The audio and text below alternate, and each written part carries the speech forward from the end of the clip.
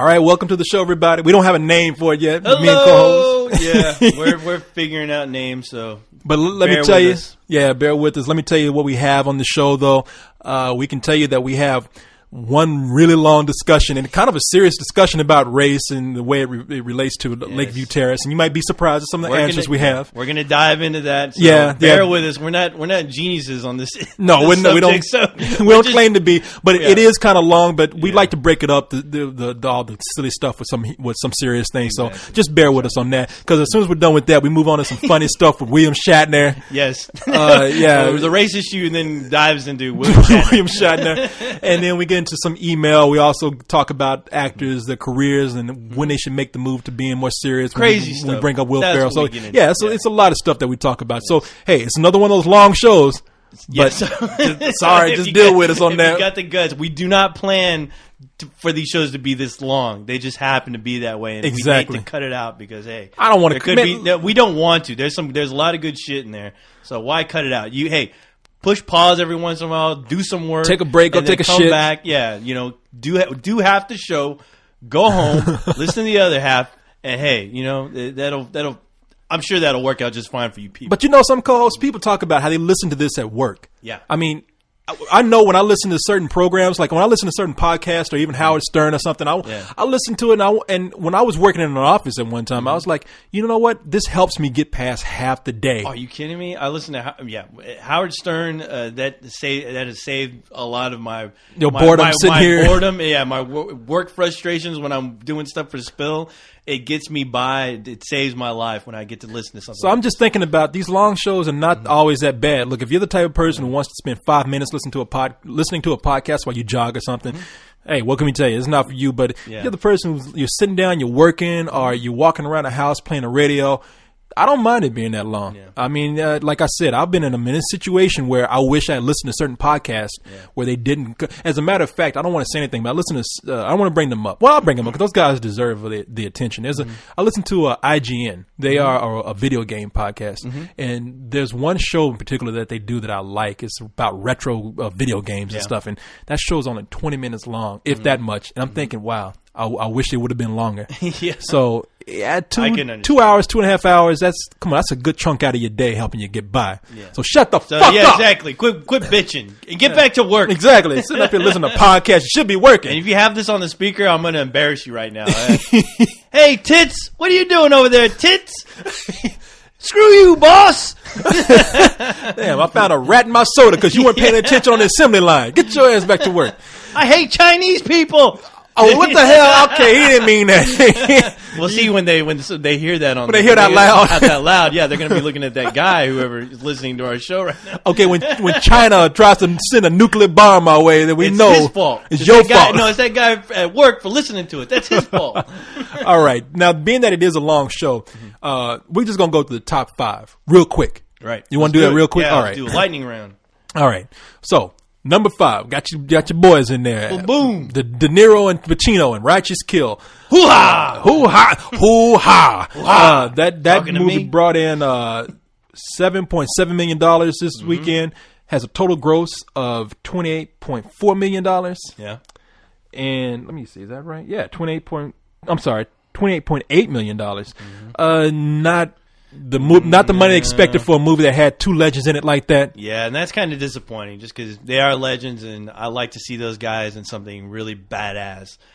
But hey, the heat day is over. I guess. The days of films like Heat, they're over. I guess. I like the way you say they're gonna.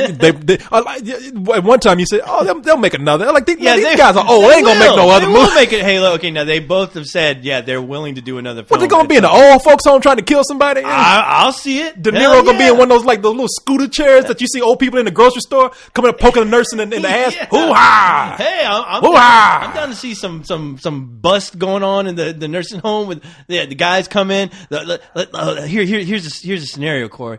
The young hitman come in to take out the old guys to get revenge, but those old guys, they still got it in them where they can pull off a hit, and they still know the old crafty ways, and they're hiding in their bed, thinking they're pretending that they're dead, and they get up with their silencers and their guns and going off. But I see it right now, Corey. All in the old folks' home. Heat Part 2 in the nursing home. Yeah, You Electric know what? Boogaloo. And we're gonna explain the Electric Boogaloo later. Yeah. I like. You know what? You sold me. See, There the you movie I go, was thinking see? was, I was thinking of De Niro is like telling some other guy, "That fucking guy stole my Jello at lunch today. I'm gonna fucking whack that." You think you're big time, you're gonna die big time. That's what I want to hear that line again, Corey. From All old right. Al Pacino.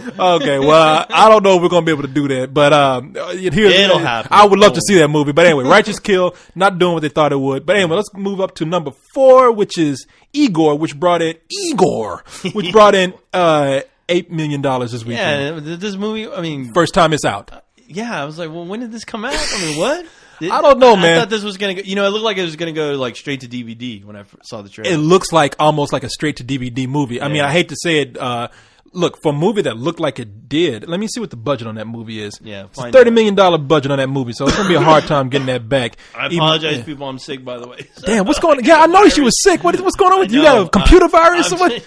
Never download Two Girls in a Cup. I won't. That shit is funny because that shit is so dirty. It even made you sick. Yeah, so I'll get you an antivirus program or some scan your. Now you don't have the robot runs anything, do you? Not yet, Corey, but be careful. You can get your surfboard out when it happens. So, oh boy, nasty son of a bitch. Tidal wave of oil, a flavor out of my robot ass. But no, Igor, man, it looks like one of those movies from the Weinsteins. The Weinsteins have not they haven't had a lot of good luck with their films, and I think they've had, I don't know, maybe they've had one hit, but not like back in the days when they were with Miramax, Bob and Harvey Weinstein. Those days are over, Corey. Yeah, Miramax, when they had shit like the Tarantino movies, like Pulp Fiction and Reservoir Dogs and movies like Jackie Brown, movies like The English Patient. Regardless of what you think about it, I mean, a big movie for them. They ain't making movies like that no more, Corey. No, I don't know what they're doing Those these days days. are over. But hopefully, hey, here's hoping they get a hit at some point. I hope. So it'll happen. Yeah, it'll take some time, and be sure to release your movies on proper days. Don't pull a Grindhouse where you put that shit out on Easter. Come on, my grandmother. I mean, Corey's grandmother could tell you that's a bad idea. Come on, bring my grandmother in this. Grandmother's dead, you son of a bitch. No, it's right. I think some of the choices that they. Man, it's Bob and Harvey Weinstein. Yeah, these guys. I mean, still to me, these are power people. In the industry. Still are. And they still are. Yeah, I'm not trying to, I ain't talking about, they ain't going to kill my ass. Yeah, but be careful, Corey. I mean, but I'm just saying, how can you be Bob and Harvey Weinstein and you have your own company and you decide to make a choice to release something like Grindhouse on Easter? I mean, and now with these movies, a lot of their CG movies are just not that good. I know they had Hoodwinked at one time.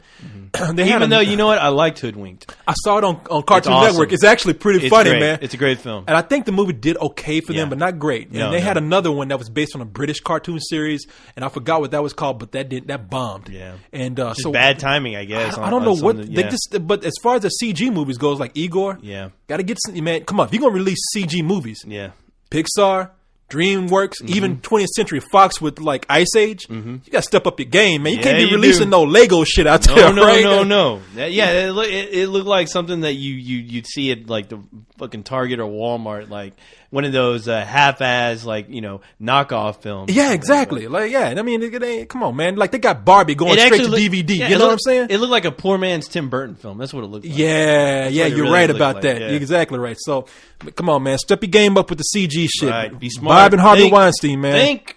And Igor is for those who don't know, it's a movie about the assistants to the mad scientists, Igors, and they kind of come up and do their own thing.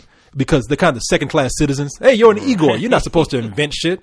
John Cusack's doing a voice, so yeah, nobody gave a shit about this. Yeah, okay. So anyway, number 3 is My Best Friend's Girl, Dane Cook. My best friend, girl. Is that the Cars song? Yeah, they played it in the movie too. Oh. She's my best friend's girl. Dane Cook. But your best friend. Movies, your best friend. No, he's not. Don't you ever say man, that, Corey. Next thing you're going to be saying my comedy's just like his. Don't ever say that, please. As much as I might criticize your comedy, look, Dane Cook is somebody that... I don't have anything against the guy personally. I just don't understand Dane Cook. Yeah. His comedy, somebody made me listen to likes it. Yeah. And I was like, I don't get it. Because his comedy is like, you ever see this? And then you do this, and what about that? And You remember Transformers? You remember the GoBots? Oh boy! What? Where's the joke? Yeah. But man, I don't get his comedy, and I remember a lot of girls saying, "Oh, he's so sexy." Look, I've got to see Dane Cook 70 feet high on a screen. Okay, that motherfucker looks like the Wolfman with a spiky haircut. Okay. Oh no! I'm serious. You pull. You look like Eddie Munster. I want you to pull Dane Cook's face when he has like that shadow, that 5 o'clock shadow, that stubble. Pull his face up, put it side by side with Lon Chaney and the Wolfman, and tell me those motherfuckers don't kind of look alike. Yeah. I just don't look. I'm just kind of When jealous. did Butch Patrick start doing comedy? What the hell? What the hell? Where's Grandpa? He's funny. Now he's funny. You know what? Butch Patrick from the Munsters.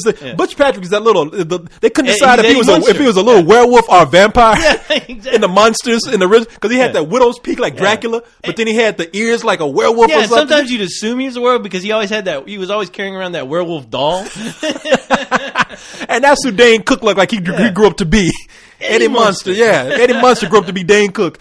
But man, this movie, it has some of the people that I do not really like. I'm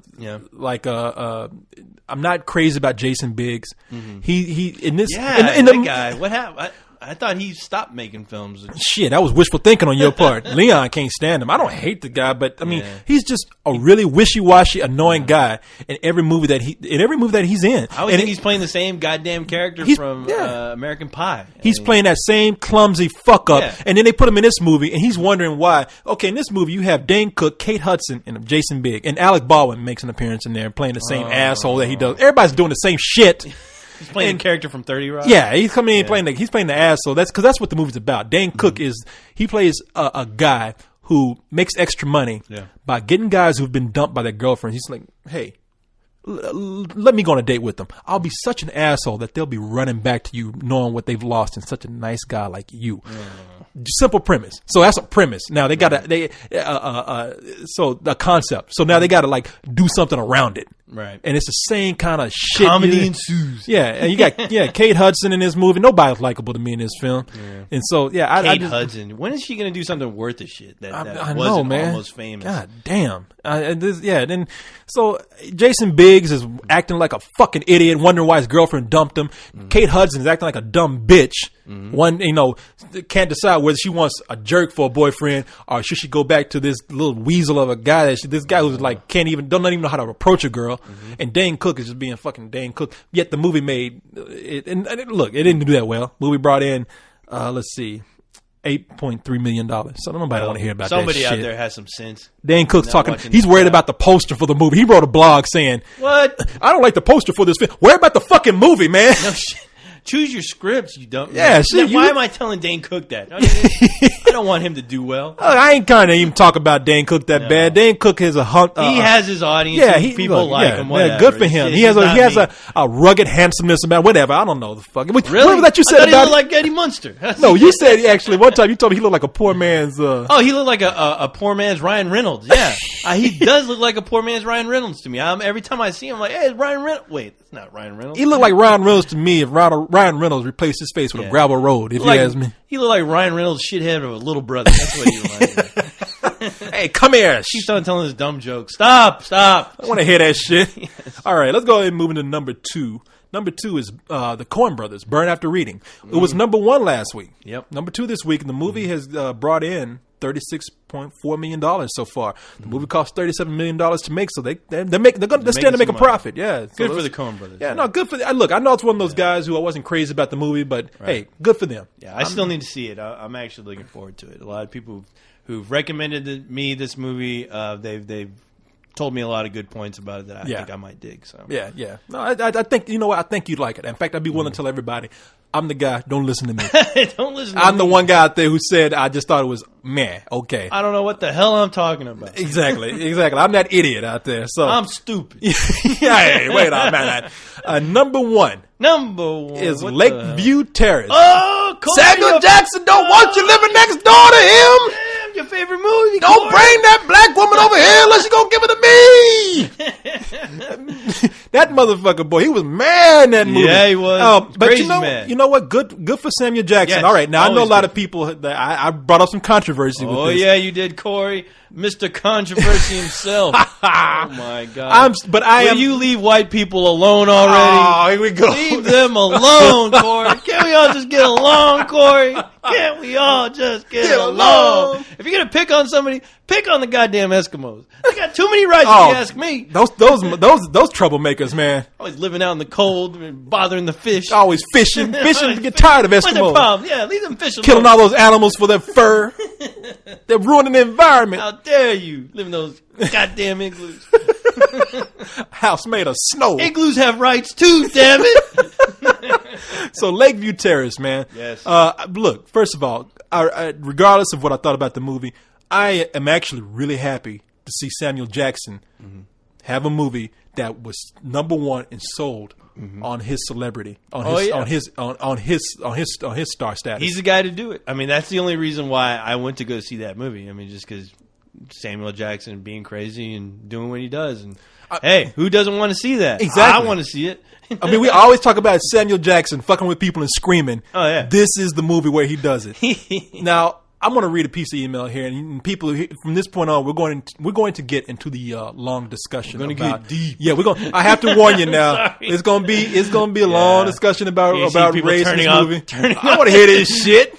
Screw this. But be funny. But listen, a lot of people. For those of people who say co-host has nothing to say. Who says that? I'll kill them. I'll chop off their heads and I'll piss cooling in their goddamn throats. Ooh, Corey, give me names. It was a I bet you was Silver Surfer, huh? No, he was actually son cool. of a bitch Silver Surfer likes you. Oh, you like? Oh, he does. Oh, yeah, okay. see, you always messing with that guy. I got like you. I like Silver Surfer a lot. I like messing with him. I like messing with him. But so I'm gonna read this email, and then co-host, you're gonna be very insightful, kind of withdrawn and serious. I get a little nervous. Yeah, it's gonna go on a little. It's gonna be a lengthy discussion, but goddamn it, we need to get that kind of serious.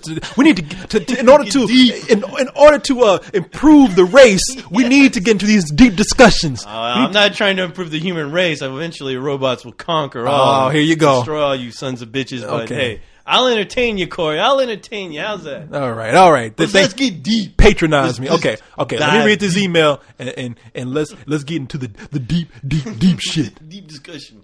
Crossfire right here.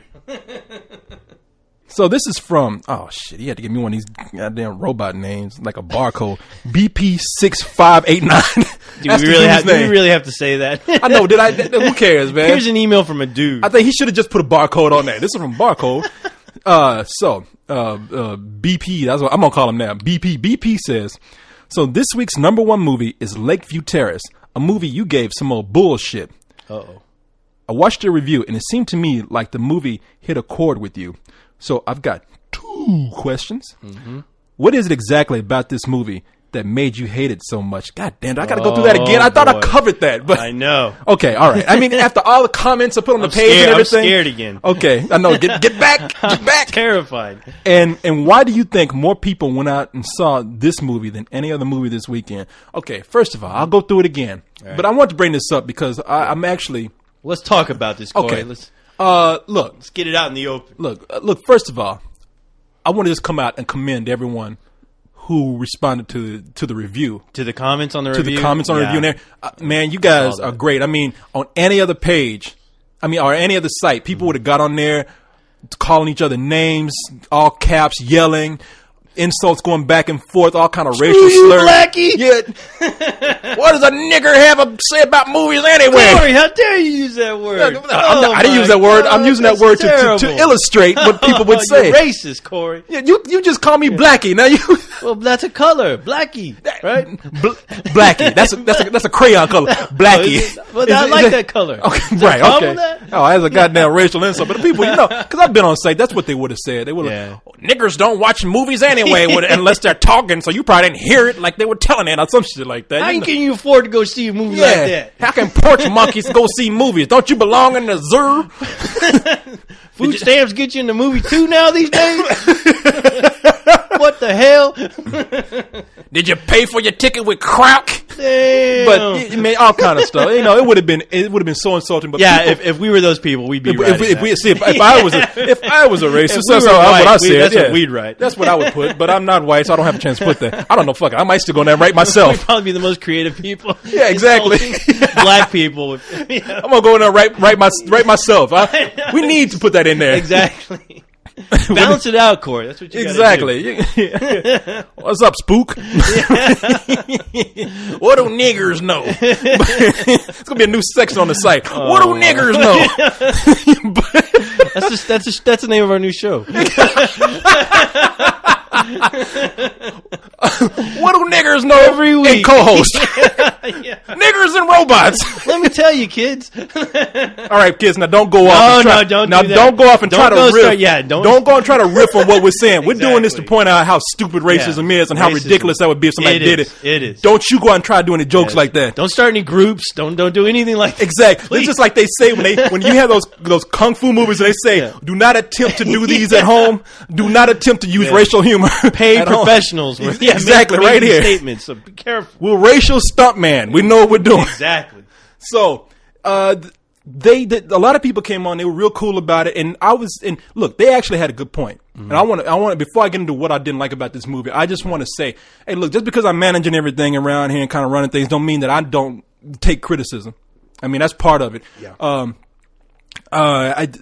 Listen, a lot of people came in. They said, okay, this movie seemed kind of personal for you, mm-hmm. and in the middle of that, it just seemed like you went overboard with the criticism. Mm-hmm. And it's not so much that I think I went overboard, is that I didn't really give any other insight on the movie. I went in there and we made fun of it, and we had a good time just kind of making fun of it like we do with any other movie. Yeah. And then I just jumped into the whole racial thing and just said, fuck this movie. Mm-hmm. Samuel Jackson's the bad guy.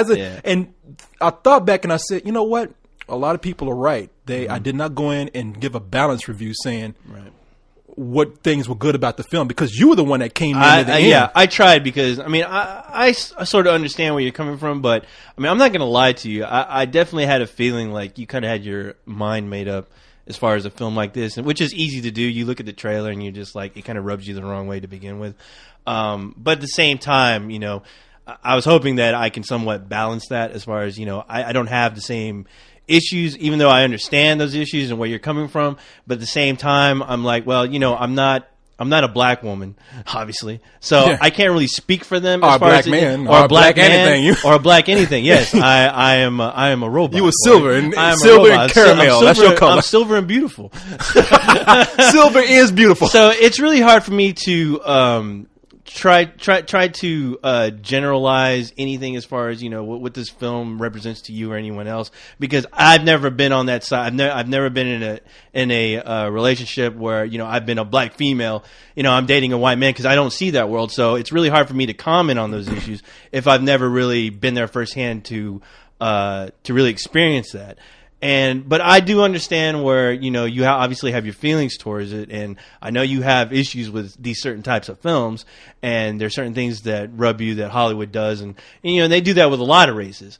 It's just that a lot of the times that, you know, those movies aren't really, they're not, once they come out, people kind of look at it and you know, but they don't. It's just a movie to them. They just it's nothing that hits them on a personal level. Yeah. But I do think with a lot of these films that deal with interracial couples, you know, it's going to strike people's chords in some different ways. But at the same time, you know, we do have a job as far as we shouldn't be so biased. I mean, it's like keeping your personal issues. Look at you being all responsible. Of your work. We have a job. Yeah. I never heard you say that. But you know, it's hard though. It's hard to do because obviously you have strong feelings and you're very strongly opinionated, and that's good. But at the same time, you know, there's plenty of films I've seen where I have some issues with what's discussed, and I'll kind of bring that up. But I want to bring it up to where I don't want people to see my view so much. I want them to kind of think about what's going on in this film, what makes me kind of feel this way. But I don't feel it's necessary to, you know, I hate to say beat them over the head with it. Well, I wasn't trying to beat people over the head with it. It was just. But I can understand where people were kind of getting that from the review, because it definitely seemed kind of one-sided. And they were right. Look, I don't. One of the things that you said was that Samuel Jackson gave a good performance in the movie. He did. And he did. And he actually did. And actually, even though we've been talking about Samuel Jackson's role in the movie, and we've been kind of brushing off Kerry Washington and Patrick Wilson, they both did a really good job. No, and I tell you what, that guy Patrick Wilson played off very well with Samuel Jackson. I mean, for his performance to work, you had to have somebody else there to actually respond like, this motherfucker's crazy. Right. And he played off that guy well because Samuel Jackson was very aggressive. Meanwhile, Patrick Wilson was like, please, man, I'm just trying to live. Exactly. I'm just trying to hang out with I'm just trying to live the American dream with my wife.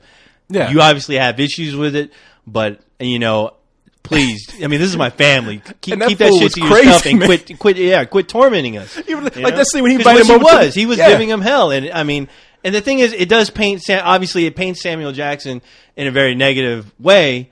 But at the same time, I believe, you know, there are people out there like that. And I'm not going to try to pretend that they're not.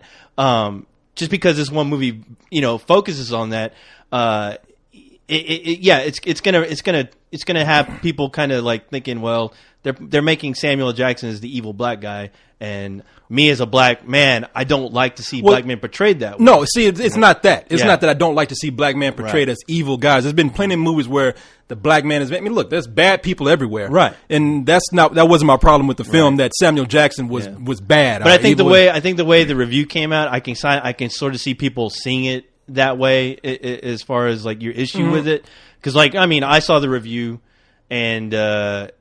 It definitely seemed like you had an agenda with that review. I did. Look, I don't have an agenda. There, the social issues in that movie still bother me. Yeah, and I will tell you why. I mean, when a movie tries to tackle social issues, it's putting an impression out there about what it's bringing up. Yeah. I mean, we like to say movies are just movies, but sometimes they're not, and they can give the wrong impression. I think this movie is trying to equalize racism in a way that's not realistic. I mean, everybody has their prejudices. Everybody doesn't like somebody for some lame reason. I mean, whether it be race, somebody doesn't like somebody because of their religion, somebody doesn't like somebody because of their gender. It's in everybody. But when you look at this movie, I believe that they're trying to say that, you know, black people seem to have a problem more when with interracial couples than white people do. Or that movie kind of give that perception. Well, you know what? Okay, now you're saying that. Now watching the movie, I can say that I really don't. I don't see it. I didn't see it that way because. There was only one person that had a problem with this couple, and that was Samuel Jackson's character. Yeah. I mean, obviously, his kids didn't have an issue with it. They were going over there and hanging out, and you never saw those kids give that white guy like a look like, you know, what the hell are you doing? Here's my problem. Here's my problem with this, then. I think... Okay, if you want to get... Did you give me what you... I'm telling you. I got a computer virus in my throat. I tried to warn you. Keep drinking your beer. But, okay, so here's the deal. Mainly my problem is this. It's not with people, everyday people who are out there, because we all meet all kind of people with all kind of malice in their hearts. But my problem with Hollywood right now, and sort of just the media in general, is that everybody tries to use these slogans. They come out and say, "Oh, people are just people. There's only one race that counts. It's the human race. Love who you like." And it's really not that simple. I mean, if we all really believe that, then we wouldn't have situations where we see Holly, and I commented on something like this, where we see Halle Berry in movies with white people, and nobody says a word. But the moment we see a black man in a movie with a white woman, that's controversy. Yeah, well, I'm trying to... It's funny because when you say that, I'm trying to think of the last movie that really stirred controversy because... Well, you don't get to see it. That's why it doesn't happen. But I gave an example. And somebody correct me if I'm wrong on this. I mean, look this up. But I think I read this. And I would be willing to see if I'm wrong about this. But Will Smith in Hitch. It was a big thing where they wanted to get a good co-star for him to be a romantic lead. They weren't able to find a black woman that was a star status that they want, but they couldn't put him in the movie with a white woman because they said, well, that's going to probably scare off audiences. So now we got one of the biggest stars out there, Will Smith, black guy, one of the biggest stars out there. It's an issue for us to put him in a movie where he's possibly seen kissing a white woman. But yet, like I said, we can see all kind of movies where black women make out with white men. and it's not that much of an issue. I don't expect everybody to see it because unless you're the target of it, and I see women, and this is why I'm more sympathetic to women's arguments all the time because I've even done it. I see women all the time saying, I don't like the portrayal of women in this movie. I don't like the portrayal of women in that movie. And they get brushed off all the time with people saying, you're just being a hard ass. You're just being a feminazi. And I don't want to hear that shit from you. Well, honestly, when you think about it, a lot of the female characters are written by men. Exactly. And, and that's what I'm saying. They have a right to be. They really. I think honestly, excuse them for being upset. And so when I see this, and I have to bring these issues up, and a lot of people who aren't in my position don't see it. It's just kind of frustrating because people do think that you just and people even go as far as to say you're racist. What are you, some kind of I'm being a racist because I'm bringing up problems that are the ripple effect of racism. I don't think so, and it's frustrating when people don't have to be the target of that or see it. Or have to live it. It's hard. It's hard to try to generalize all these theories, and as far as what you think, who's hating who, what. Because these are all different individuals. You can't really, unless you're that person dealing with those issues, you'll never know, who's getting hit the hardest. But as far as like a movie like this, it really didn't. I didn't feel like it was banging the idea over. Me not being a black person. It didn't make me think that black men were monsters or, they hated the fact that, all I thought was this one character was fucked up to where he was harassing this couple. But, my one issue with the movie was that the fact that it wasn't represented well, it wasn't written well, it wasn't structured well to kind of give me any kind of reason of why this guy felt so strongly about this. Like he had no real backstory as to why he had these feelings. I thought that's the one flaw with this film. Yeah. I know they tried to make you sympathize with his character, but even that story didn't work. It didn't make any sense. Well, to me at least, to why he had this hatred towards this interracial couple. Well, that was my thing. I was going to say that it didn't help that I really didn't like the movie for other things outside of the issue because I don't really think it was that good of a movie outside of my problems with it being the race issue. I tell you one thing, what I was leading up to at that last conversation is I think that at one time this movie possibly maybe could have been written where it was the opposite, where it could have been a black guy and a white woman and you had maybe a white neighbor next door who was racist against them, but because they didn't want to, they were scared of like maybe if we put an interracial couple out there was a black man with a white woman, the movie won't do that well. Really? And so I really believe that, man, because they've done that a lot with movies where they say we have to be careful where we show a black man with a white woman. Like I said in one of my comments, man, let's not. I really respect people who say I have nothing against people who do this and that, but these are people who aren't the gatekeepers of media images. They're not the gatekeepers of movies and film and television. The day that I will see a mixture of different kind of people, I'm talking about all different kind of things. The day I see like Coke commercials, car commercials, things like that, where they're not afraid to show men and women of different type hanging out with each other, especially black men hanging out with white women, that's when I will cease to be this way. But I tell you what, though, I understand, like I said, I don't know how many times I can say, I understand where you're coming from. But I definitely think that down the road, you will see, just because right now, if you look at, white people are kind of becoming the minority right now. It's just a fact of life, especially in America. Don't tell the white guys that. There's so many. You're taking everything, man. No. But there are so many interracial couples that eventually down the road, it's not. Not to say that it's not going to matter. You're still going to have people with hate in their hearts, regardless. Oh yeah, whatever. Shit, that will never change. That will never change. I hate you. But the thing is that hey, man, I hate you too. See, but we're here. You're no good. You no good, Nick. You're no good. Purple shoe wearing. Where you get purple? I ain't got on no purple shoes. People think I'm sitting up in a. You got them Reebok purple shoes, Corey. People think I'm sitting up in a pimp outfit to do this with you, and your hat with your feather in it. People believe what I tell them, Corey. All right, but no, obviously, America right now it's becoming interracial. And down the road, people are going to say, hey, you know, I'm sorry, I don't buy this image that you're selling me anymore. And it's going to happen. As much as you say about these gatekeepers out there that control, well, you know what? Those people are starting to get old, and eventually new people are going to come in. I mean, well, you're right. And the thing is, and they're going to go, you know what? Well, this isn't how the world is looked at anymore. It's not the real world anymore. Yeah, well, I'm thinking about the kids who come up today seeing this, and they don't care. Yeah. It's the older people who care. It is. Yeah. It's older people like us that, you know, and we still see it. But I mean, you're right. As far as I'm talking about the older people who are like in control. They'll be gone. But I know. But I tell you what. There's still remnants of what they believe, because I mean, those are the people who raised us. Yeah. How are we going to be ignorant to that? I mean, God knows how many times people have tried to influence me as far as telling me who people who you should be around, people you shouldn't be around.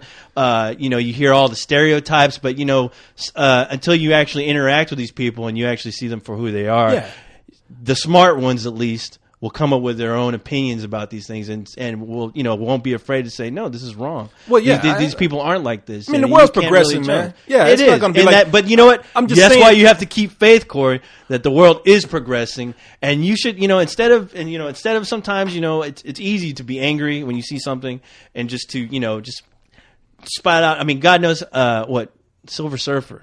I'm going to bring that. What did he do? Okay, I accidentally heard one of his shows today where somebody brought accidentally. up. What you do accidentally? Like, I accidentally clicked on his something. site? Yeah, it was one of his blog talk radios. But I listened, and you know, and automatically he said, you know, well, I saw the trailer for Lakeview Terrace, and I just don't want anything to do with that movie. And I'm like, well, you know, I can understand that, but at the same time, watch that movie, see what they're giving you. Well, you have to. Then, you have to just to see what. Yeah, it's a good look into what people are, you know, assuming is going on with interracial. And at the same time, you know, I do feel silly saying that, because people shouldn't look towards movies, honestly, ever to judge how the rest of the world is living. But actually, know something. Movies are a reflection on a certain type of thinking. I mean, they are. But you know what? I only say that they are only because it's being distributed massively, you know, throughout theaters. Mm-hmm. But you also have to think that one person wrote this, one person directed this, and regardless of. Those movies are there to make money. They're not thinking about issues. They're not thinking about anything like that. I mean, they're out there to make money. Samuel Jackson is a factor as far as a movie making money. Yeah. I mean, and you also got to think, I mean, the real question is I'm curious as to why Samuel Jackson took on this role. Why he took on this role, why the female character, why she took on this role, like, people got to eat? That's why. Well, at the same time, though, I mean, you have to admit that, you know, somebody like that, especially, you know, their race, there's a lot of factors that come in where they're like, you know, does this represent my people in the right way? Especially somebody like Samuel Jackson, you know, I'd be curious to wonder why he portrayed a character like that, why he was interested in even making a film like that. You know, it certainly worked. Look, it had the script been given to me. Needless to say, I mean, unless I was just coming into, who's to say what I would do if I was given $1 million paycheck? Because I might be saying I'm against this, but it's my way of breaking in. Right. I'll be able to make my own stuff and improve things later on down the line. But so who's to say I wouldn't take it? You know, but does Samuel Jackson need to do that? But no, Samuel Jackson does not need to do that. That's why I'm wondering if that's why I should say if I was Samuel Jackson and probably had the amount of money and clout that he did, I probably would not have taken that role and let somebody else take it, and they probably would have had a success story with it, and they come back to me and say, well, why didn't you take this role? And I'd be like, well, this is why, and these are my beliefs. But two things here.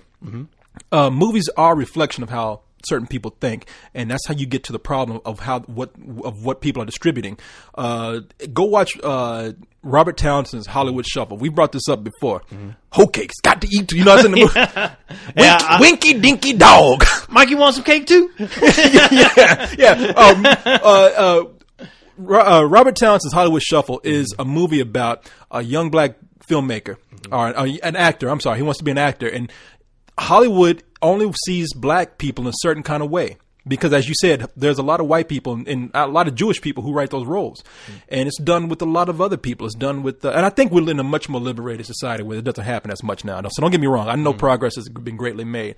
But it's a reflection on how people who are putting those things out there think. And that movie showed that Hollywood at the time was really into certain stereotypes, and that how hard it would be for someone who's black to succeed in spite of those stereotypes. As a matter of fact, this predates Spike Lee, and it's an excellent movie. And Spike Lee even has some stories about to this day about how hard it is for him to get certain stories made, based on the color of the people in the movie and the audience that they're trying to pitch to. So, yeah, it's good for us to see these kind of movies come out so that we know no matter how liberal somebody thinks that they think they are, there's still these issues that need to be addressed. Yeah. Second of all, I did want to get angry about this and say what I had to say because I think it's good for people to be angry. Yeah. I think it's good for people to be passionate about things that they see as a problem. I don't expect everybody to agree with me. I expect people to like talk badly about me. I expect to be called names. But I know deep down inside, I'm not a racist. I know deep down inside that if I saw a couple like this in a movie, a white guy with a black woman, it would not bother me unless there was just something in there where a black woman had some problems with herself and said, I don't date black men because I see this stereotype about them, so I only date white men. Or I've been brainwashed or something. It's never as deep as, oh, I love these people for who they are, and that's it. It's never that deep. I mean, it's never that shallow. It's always deeper. So, yeah, I'm angry about it, and I think that's the only way to get people to listen sometimes. Yeah. And 3, actually, I'm going to address a social issue like this because they put it out there, and I feel like it needs to be addressed. I mean, the movie addressed it. I need to address it. However, I like when people challenge me, and that's the only way you grow. I mean, if you disagree, please come and tell me, and let's talk about it. I'm not going to say that. I'm not going to try to come into it and say that my word is final. Yeah. I mean, I'm going to try and be open-minded about it, and this was the case here. Yeah, people said, "Hey, man, fine. I see your point. Maybe I don't see your point, but." You have to give a well-rounded review, and I don't think I did that. So, yeah, I mean, that's why you don't grow unless people come and tell you. Yeah, and at least it's good that you admit that. I mean, that's how you grow, man. Yeah, I mean, and it's true, and that's the thing. Hey, there's nothing wrong with saying, hey, you know what, you guys, you made your point, and I had time to think about this, and okay, this is how I feel now about it after you letting me in on things I should think about. And we were actually enjoying Samuel Jackson in the movie. I mean, every time he acted like an asshole, we were like, oh, shit. But I tell you what, I was scared when we walked out of the theater because you flipped out, dude. When we walked out. I know, man. I got to control that shit. I mean, and I'll tell you that too. I'll tell you what, you put a black man in a movie, everybody hates him. You exaggerated. You didn't say that. No. I mean, I didn't say all that. I did come out saying, fuck this movie, man. I mean, I came out because they asked me, and I was like, fuck it, so I need to control myself on that kind of thing. It happens. Hey, God knows I've walked out of movies on my. But hey, people, valuable lesson learned here. I mean, don't ever say that I am so egotistical, closed-minded that I don't listen because I actually do. He does listen. It takes a little time, but he'll listen. I'll come around after I tear my furniture up for a couple days. Exactly. Fuck that movie, shit! God damn it! Let him break some things, and then he'll listen. Feel like when he's tired, a gorilla in my apartment throwing furniture. Fuck you! Corey, why do you got to be a gorilla, dude? Come on, man.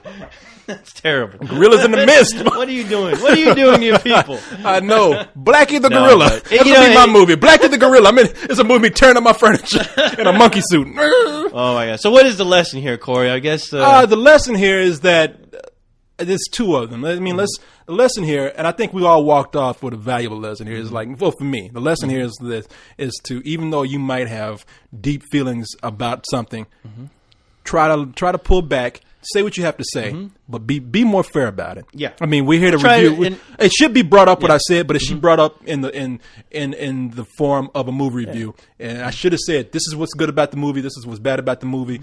It had these social issues that I didn't agree with, but this is how it all worked out. Exactly. Yeah. So, and I agree with that, Corey. I will say this though. I mean, anybody who thinks that I'm kind of crazy and I'm just on a black issue about this.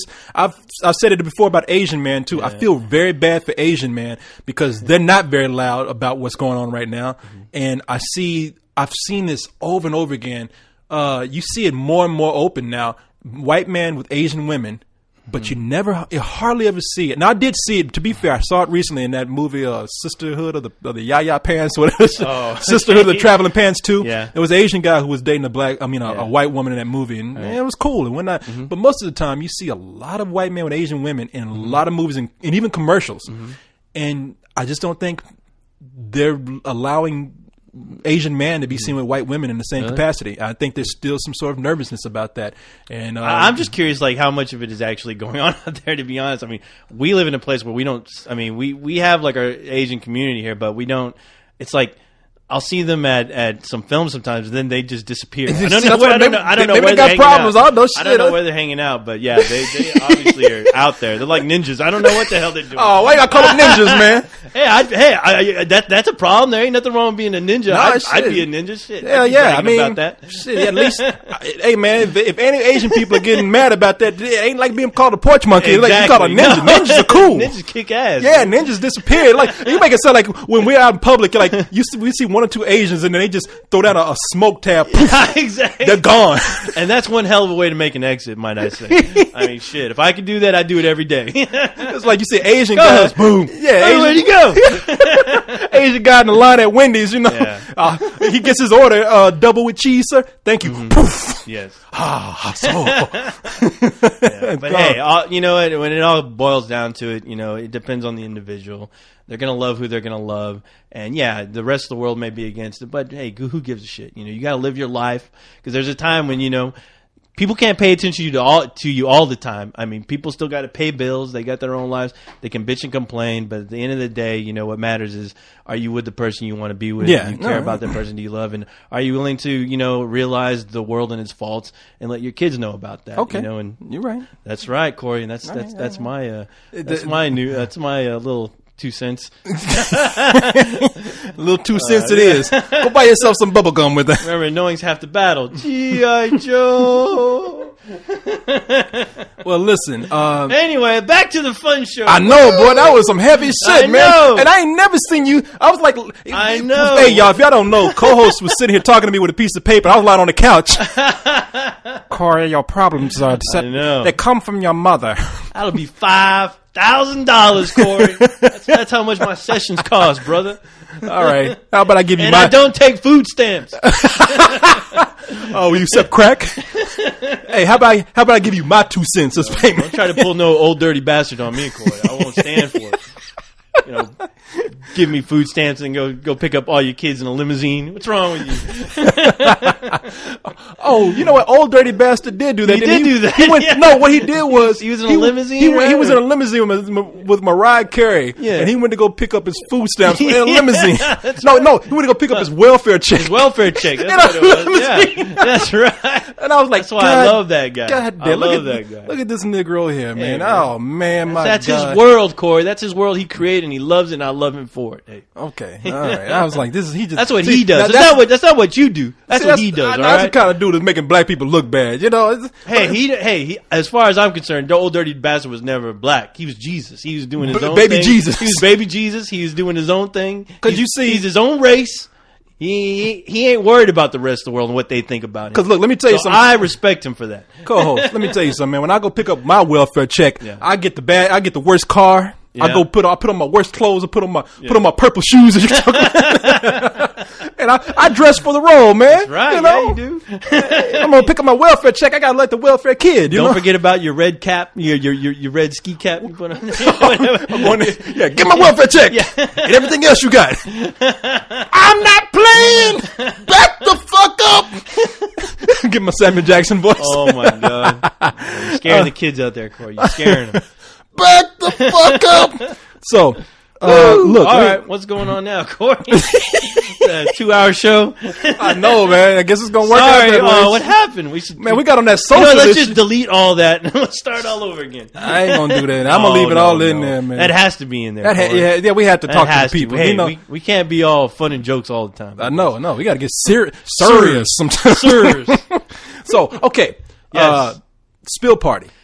Oh, a lot of people look. It's already out there. Oh, it's already out there. It's we've already said it. Why do I get a headache every time? I know, man. Something tells me that this is gonna lead to no good. I'm scared. It's already been set for the 18th of October. So is that a done deal? It's a done deal. Over at Mother Egan's, I've already put it on the calendar over there. Okay. Now, look, the thing is, you're probably worried because I'm saying party, like we're expecting to just throw down. I know. It's more of a first annual. What will happen kind of party. Yeah, just we don't know. It's just it's a get together. Yeah. I mean, look, if it turns out big, it turns out big. It's not like you get there, we're going to tell you to go away. But Yeah. it's sort of it's sort of a mixer. It's sort of a, what I'm officially calling it is a spill. Let's see what happens party. There you So go. yeah, I'm just putting it out there. I'm gonna plan for it. I'm gonna advertise it, Right. but it's gonna be at Mother Egan's here in Austin, Texas. Look it up on the internet. Mother Egan's Irish pub, and it not run by any Irish people, by the way. And it's gonna be on Saturday, the 18th of October. And they said that was a good time to do it over there because it's more of a neighborhood bar for them. Yeah. And they'll serve food for us. They'll put out a platter for us and everything. One platter, Yeah, one platter, one veggie platter. devil's eggs, It'll be carrots, some and broccoli, celery sticks. It'll be some broccoli and Great some, party, Corey. some ranch dressing. I'm gonna have a clown show up. A clown with funny shaped balloons. Awesome. Oh my god, I'm gonna hang out with that guy all night. It's gonna be you. What you talking about? Oh my God. I'm gonna put makeup on you. I'm gonna be blowing up those balloons like the backside of my head. It's coming out of my ass. No, it's gonna. So here's the deal. Seriously, the agenda is this. It's just a mixer, okay? If you want to come in for it, we already know of some people coming in from out of town. If you want to come in for it, fine. Come hang out with us. We'll make it a lot of fun for you. It won't be bad. And then maybe we'll have an after party at my place or something. I don't know. At your place. It depends on what's going on. Okay. It depends on how many people show up. I mean, it was like 2 or 3 people who came from out of town. They want to just hang out for the rest of the night. I'd be like, yeah, come back to my place. If it's like 50 you motherfuckers, no, hell no, you ain't turning up my shit. And any hot girls coming out of town, you can stay with me down here in the basement. And I got sleeping bags, I got some cardboard and some newspaper. Yeah, feel free to spend the night with co-hosts. Right. There you go. That's a party unto itself. Right. Okay. Well, I'm sure they're rushing for that invitation right there. Run! So that's Saturday, October 18th at Mother Egan's. There'll be food, there'll be beer, there'll be a DJ that I have there, and like I say, it's sort of a meet and greet to see what we do, and hopefully, if it works out fine, we'll make it bigger and better the next year. Yeah, we can make it bigger. I think we got some we got a couple of slices of pizza in there. Yeah. In their fridge. We can bring it to the party. What else? Yeah. We got a half a carton of milk. Oh man, we got all that stuff left in the refrigerator. Yeah. We got that. We got that eggnog from last year. That's still good, right? We still got that Kung Pao chicken in there. There you go. Yeah. For our Asian brethren who don't come with the Asian women. Corey, you can bring some of your lean cuisines. Get some of those steakums and Oh, can't forget about the hot pockets, Corey. For all the nerds, got all those, all man. the League fans. It's gonna be a blast. We can talk about a party now. Now, that's a real party. Leftover food. We'll bring some empty beer cans for you to sniff. So yeah, it should be okay. Again, I'll advertise it on the site more and more. I'll tell people about it. But October 18th, Mother Egan's. So mark it down on your calendar. And as co-host says, put that in your taco. That's right. And I guess if for some reason you guys can't make it, I'm sure down the road we'll probably have another party, huh? You think? No, we will. I want to see how this works out because Yeah. I'm thinking, hey, if this is okay, I'm thinking spring or summer. Yeah. We'll try another one. Yeah. Because I know it's kind of late notice. It's already like end of September, so People have a month to prepare for it. Yeah. So, and I've done this before. That party that I had, I don't know if were you there for the other party that we had? I think so. Yeah, the one at the beauty bar. Yeah. Okay, yeah, that came together in a month, and that was kind of big. That was crazy. Yeah, but I don't anticipate anything too crazy here. Yeah. Like I said, I just it's a mixer, man. Yeah, if you show up, you show up. Yeah, we'll have a good time. If there's only 3 of you. Yeah, we'll hang out. We're fine with that. We'll go to the titty bar if there's nothing going on. Yeah, I'm just giving an excuse to leave early. At least I will. Yeah, exactly. If it's only about 3 of you who show up, because it's going to be local people, too. Come with Uncle Co-host to the titty bar, kids. Kiddies? Welcome, kiddies. So, yeah, if it's only 3, then that gives us an excuse to crash early, and then we'll go somewhere else. If there's a lot of you, then great. And I'm talking about local people, too. So, let's just see what happens. We'll have a fun time. Yeah, we'll have a fun time, no matter what. Might just be me and you co-hosts up there looking at each other. That'd be pretty damn hilarious. You want to record? Okay. All right, so I'm gonna stop. I'm gonna stop this real quick so we can make sure that the the recording doesn't run out on me. Get my head on straight again. All right, hold on. All right, we're back. Yeah, we're back. Right? Yeah, sure. I'm back. Are you back? I'm back. Got my back. So I got a story here. Tell me a story, Corey. Got a story here for you. William Shatner, as we all know, is Captain Kirk. Captain Kirk. Captain James T. Kirk. Yeah. Now, J.J. Abrams, Right. as we all have heard, is coming out with a Star Trek movie. Right. But this is a Star Trek movie that is going to be about the origins of our Star Trek characters, about how they all came to be on the Enterprise, how they went Starfleet Academy and all that good shit. The birth of legends. Exactly. So now, of course, there's a story going around that William Shatner was upset that he wasn't asked to be in the movie. Right. I'm thinking it's the origins of Star Trek. What is your old ass going to be doing in there? Exactly. Well, he was upset he wasn't asked, and then apparently J.J. Abrams came out not too long ago, and he did say that, hey, we did have talks with him where we wanted him to be in the film, but apparently those talks broke down because William Shatner wanted to be the main focus of the film. Like, he wanted to be in the film. He wanted to be the star of the film. It's about a young Captain Kirk. He wanted the film to revolve around William Shatner. so obviously, J.J. Abrams like, sorry, but plot really... Didn't you die in the last? Sorry. And okay, now he talks about that how they said. I think he's kind of joking because I want to say James Kirk, but William Shatner. Yeah, he's kind of a cool guy, man. He has a system. Yeah. I mean, sometimes he's so straight faced, it's hard to tell if he's joking or not. But he's talking about how in this movie he said you could go to the teleporter and bring me back with particles that are lingering in the atmosphere. And the switch on the right you pull, and boom, you got Kirk. It's like Kirk is there. It's me, William Shatner, greatest actor all time. Exactly. You go in and you reassemble the atoms that are. It's science fiction, for crying out loud. And that's what he said. Could happen. That's what he actually said. He's like, oh, did he? because I brought back Kirk in one of my books. Obviously, he brought him back in all his goddamn books, apparently. Yeah, he's always like, it's all about him. Yeah, he's probably making whole movies with him in that fucking costume. That yellow shirt and shit, with that haircut. I am a living legend. But this fool here, man. Yeah, but now, he addresses this himself. Okay. Now, did he do this in an interview or what? Because this is all news to me, to be honest. He did it in a YouTube video.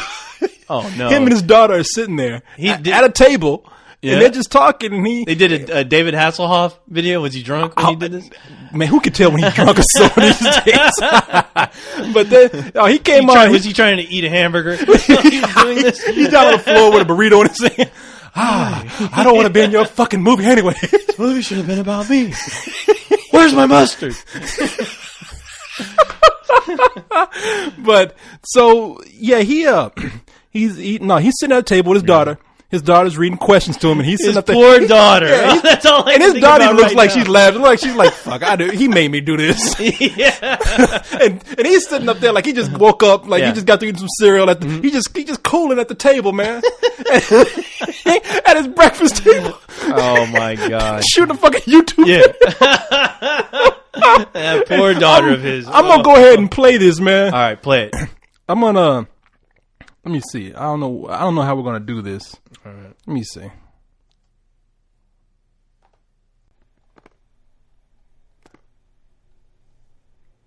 All right. This is from J.J. Abrams. We just got a couple business things here. All right. As of Monday, September 8th, J.J. Abrams, who is directing the new Star Trek movie, has a quote. We actually had written a scene with him, meaning you, in it. That was a flashback kind of thing, but it didn't feel quite right. The bigger thing was that he was very vocal that he didn't want to do a cameo. We tried desperately to put him in the movie, but he was making it very clear he wanted the movie to focus on him significantly, which frankly he deserves. Anyway, it goes on and says, well, his character died on screen. Maybe a smarter group of filmmakers could have figured out how to resolve that. All right, so JJ. Not sure he means himself or other people. No, all right. JJ's one of the smartest director around, writer-director. He has all these wonderful projects. JJ, I'm going to tell him personally. Okay? JJ, nobody ever came to me and said, we have a cameo. Okay? And maybe you wrote it, but it never presented itself to me. But the truth is, I wouldn't have wanted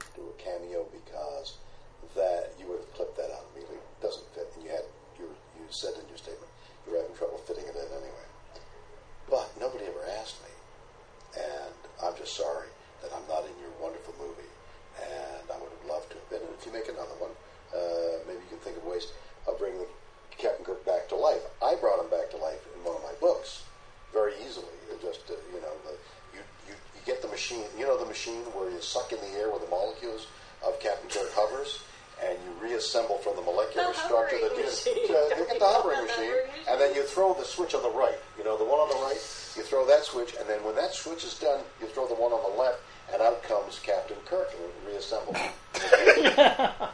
We've got DNA of dinosaurs of 160 million years old. We're trying to right now with our primitive. We're not talking about 2300 now. We're talking about 2008. We're trying to assemble the DNA of a 160 million year old being, and we think we can do it. Well, I'm you don't hopeful think you can get Captain Kirk back to life? I think I'm hopeful that this new version will continue, and who knows? Yeah, I feel hopeful about the future. That's wonderful. It certainly is a positive. But JJ, you're a wonderful guy, and you're wonderful, and we've met several times, and I admire you very much. But nobody ever offered me a part in your movie. All right, now if you look at the video's on YouTube and a lot of other places. Man, go look at it. You could you could tell he wants to say, "Motherfucker, you could have put me in that movie." Exactly. He's trying to be cool. Oh, he's trying to be real cool. And the funny thing is his daughter is actually kind of funny when he talks about bringing himself back. It's like, you know that thing where the molecules and all kinds of craziness happens in that one room, and his daughter's like, she tries not to laugh out loud. It's like, what the fuck are you talking about? They're talking about dinosaurs and shit. Yeah. We can bring dinosaurs back, but you can't bring back Shatner. In 2008. We can bring back a 3 billion year old being in 2008, but you can't bring back Kirk. Yeah. What's your fucking problem? This is the future. And the funniest part of this is if actually you go to YouTube and you check out the William Shatner response to Star Trek director J.J. Abrams, if you look to the right, Corey, I don't know if you noticed, but he has a William Shatner ringtones to my cell, and you look at his face on there. Oh my god! What the? Wait, turn that around. Look at this!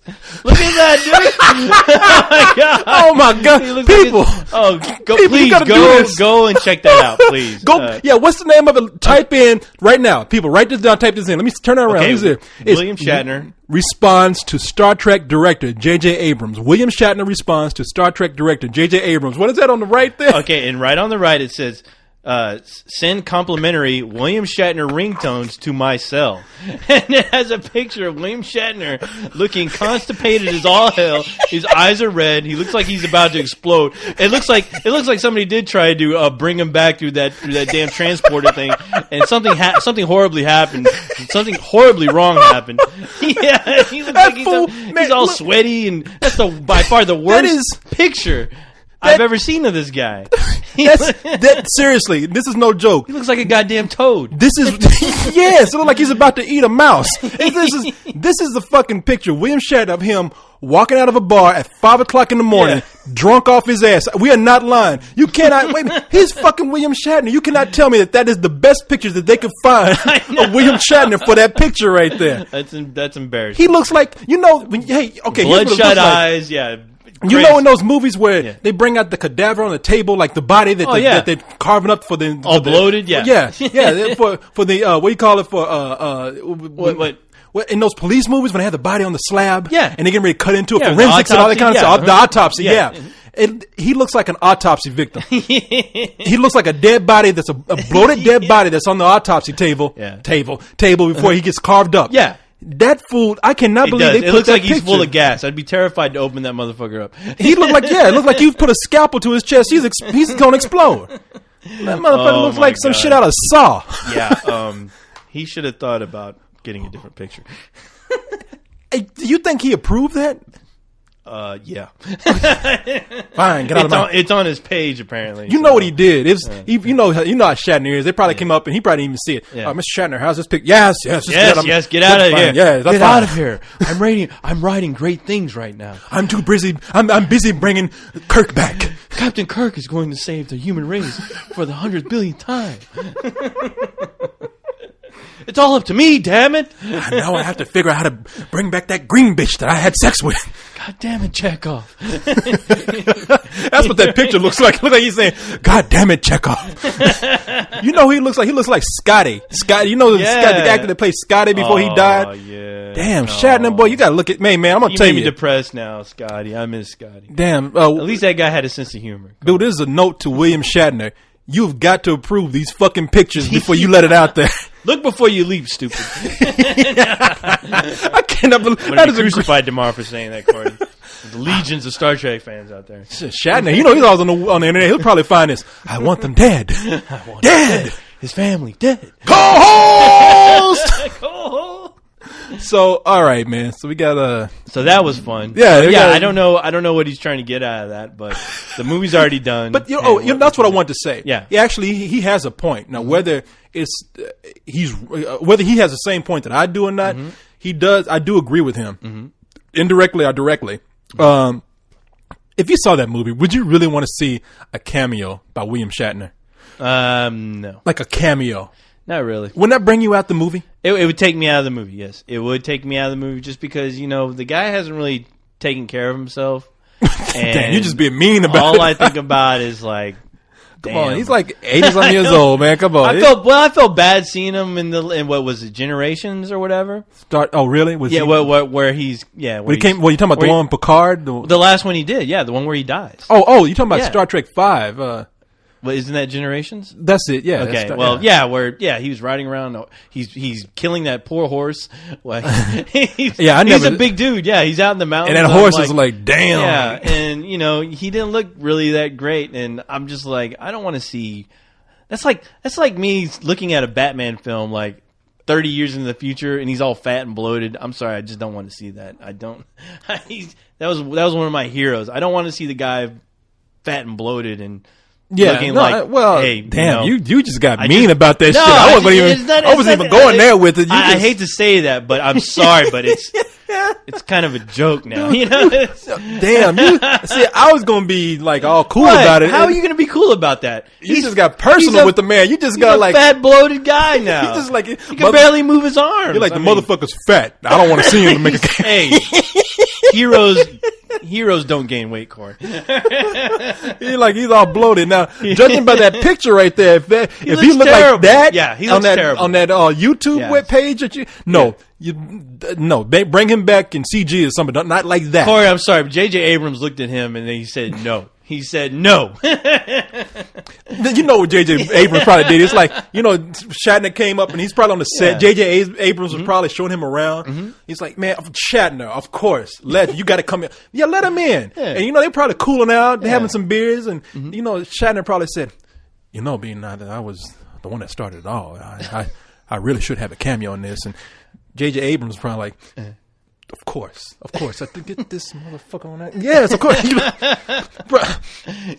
said, "Oh, Shatner, this is great talking to you, man. Let's talk about this later on." And it's like when he left, he's like, "If that motherfucker calls me, sends me email, I don't want to hear from him." We move production. That's it. Tell him I'm busy. Exactly. No. What I was going to say was what were you going to say? I was going to say that I in a movie like this where they bring Shatner back, it's too much of a wink. Of a wink at the audience. It's like, hey, look, we got him back because we felt obligated to do it. It wouldn't have felt real. It wouldn't. And the thing is, like, they had Leonard Nimoy in the film, and I don't know how much you're going to see of him. I think I don't even know if he's going to do like some sort of narration, but apparently you're going to see him, and I'm curious how they're going to structure that. But Leonard Nimoy, I mean, as old as he is, he still looks good. I mean, you look at him and you don't have that weight gain to distract you. Leonard Nimoy was never young. Okay? I challenge anybody to go out there and find a young picture of Leonard Nimoy. That's a good point, yeah. But the thing is, I'm sorry, but the public just doesn't, I'm sorry I have to be the bearer of bad news, Corey. But the public, they do not want to see their heroes fat and bloated. I'm sorry. They do not want to look like this guy's about to explode any given minute. He should not be out in space. I'm sorry. Show me that picture one more time. Look at this motherfucker. That motherfucker looks like E.T. I have conquered worlds and tons of women of all different colors, Corey. Samuel Jackson would hate me. I'm sorry, but yeah, I'm glad they're not using him. All I would think is, hey, that's the Priceline guy. That's what's he doing in this movie? All right, he used man. to be Kirk. That's right, used to be. Okay, all right. You got me there, Hey, man. but hey, I you can't know argue what? with that. J.J. Abrams, he knows what he's doing. Let the guy make his film. When it comes out, hey, you know what? William Shatner, get your ass on that treadmill, and maybe you'll be in the next film, or maybe they can put him in one of those black boxes like they did in that one episode where all you saw was the guy's head.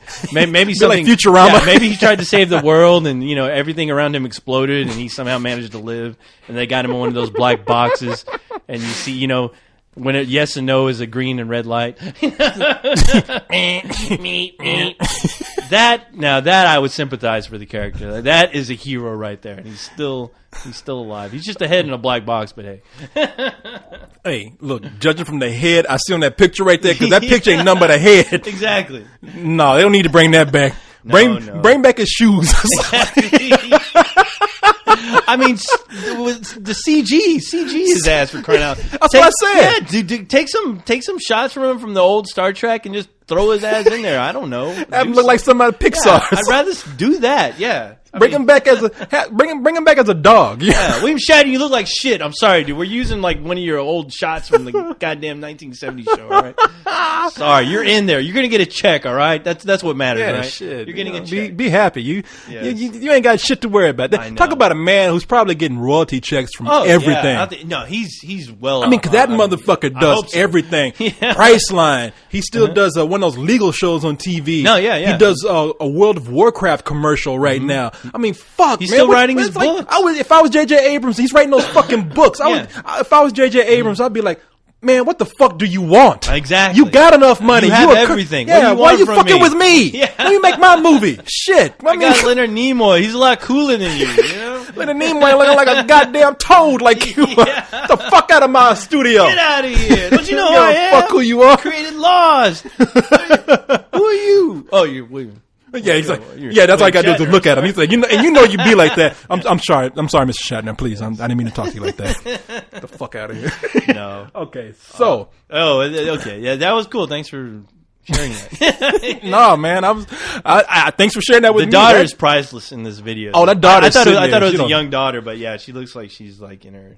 She's still kind of cute. She's cougarish. Yeah, she's cool. Yeah, she's laughing. Hey, she knows. She's laughing. Hey, she knows it's silly. Look, honestly, to be honest, people, Yeah. we're watching this, and if you watch the video, you're gonna see them both sitting up there kind of laughing. I mean, they're both having a good time. Yeah, they're with not that. taking it too seriously. Yeah, Mr. Shatner, I'm sorry. I guess William Shatner just wants to let everybody know, no, this wasn't true. I wasn't called. Nobody called me. Whatever. Yeah. Shit, but- he's going to go swim in your money. Exactly. Son of a bitch. You'll be fine. And have sex with a green chick. Exactly. So, did you think William Shatner ever made a girl paint herself green before he had sex? I hope so. God knows I would. If I was him, hell yeah. Every girl be painting their fucking ass green. Shatner, goddammit, go paint yourself. Here's some paint. Now go to the other room and don't come out till you're done.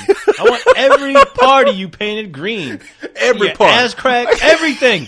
Everything. I'm William Shatner. I saved universes, and I will have my green ass. Yeah. I will have my green ass. That's funny. What'd you say? I will have my green ass. I will have my green ass.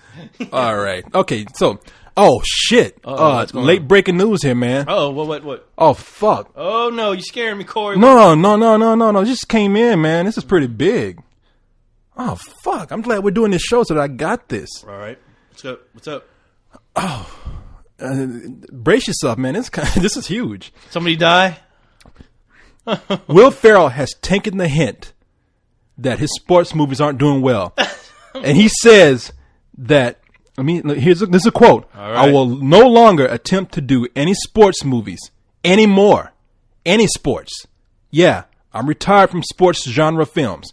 I think I filled my quota. That's the late breaking news. That's the late breaking news. My God. Let me tell you something. Thought we were in a war with Japan or something. I know. Like, oh shit. no! Oh fuck! We're screwed. They caught Osama bin Laden. He was hanging out with Shatner. Oh, He moved next door to Samuel Jackson. He brought a white woman with him. No, I'm sorry. Osama bin Laden moved next door to Samuel Jackson with a black woman. Oh my god. And then Samuel Jackson became the terrorist. Oh god. A jihad on your motherfucking ass. I like your first joke better. Oh, fuck you, man. If you can even call that a joke. Whatever that was. Oh my god. Okay, so Will Ferrell will no longer do sports movies. Okay, we'll see that if that's true. Wait and see, but no, okay, I'm kind of joking around. That James sent this to me from the site, and I actually got this earlier today, and I did want to talk about it because I've been saying for the longest time before. Here's a whole article right here. It came from Filmonic. And it says that Ferrell takes the hint. And they put it up in a question and answer form. It says, question, what do Kicking and Screaming, Talladega Nights, Blades of Glory, and Semi-Pro have in common? Answer, they are all Will Ferrell movies that involve sports and involve him playing the same person. And I've said this for the longest time. Now, finally, Will Ferrell has taken the hint that people are getting tired of them after Semi-Pro was a bit of a flop. I was saying this after Blades of Glory, and I like Blades of Glory. Yeah, I liked it too. Yeah, I thought it was funny, but I said, how long can he really keep this going? Yeah. And then Semi-Pro came out, and I said, well, I'll give it a chance. It's Will Ferrell. I actually like Will Ferrell. I don't like that he plays the same guy over and over again. And guess what? In that movie, he played the same fucking guy over and over again, except it wasn't as funny as his other sports movies. I never saw it, so. Yeah. Look, I like to see anybody who has exhausted their how should I put it, their talent in one particular area.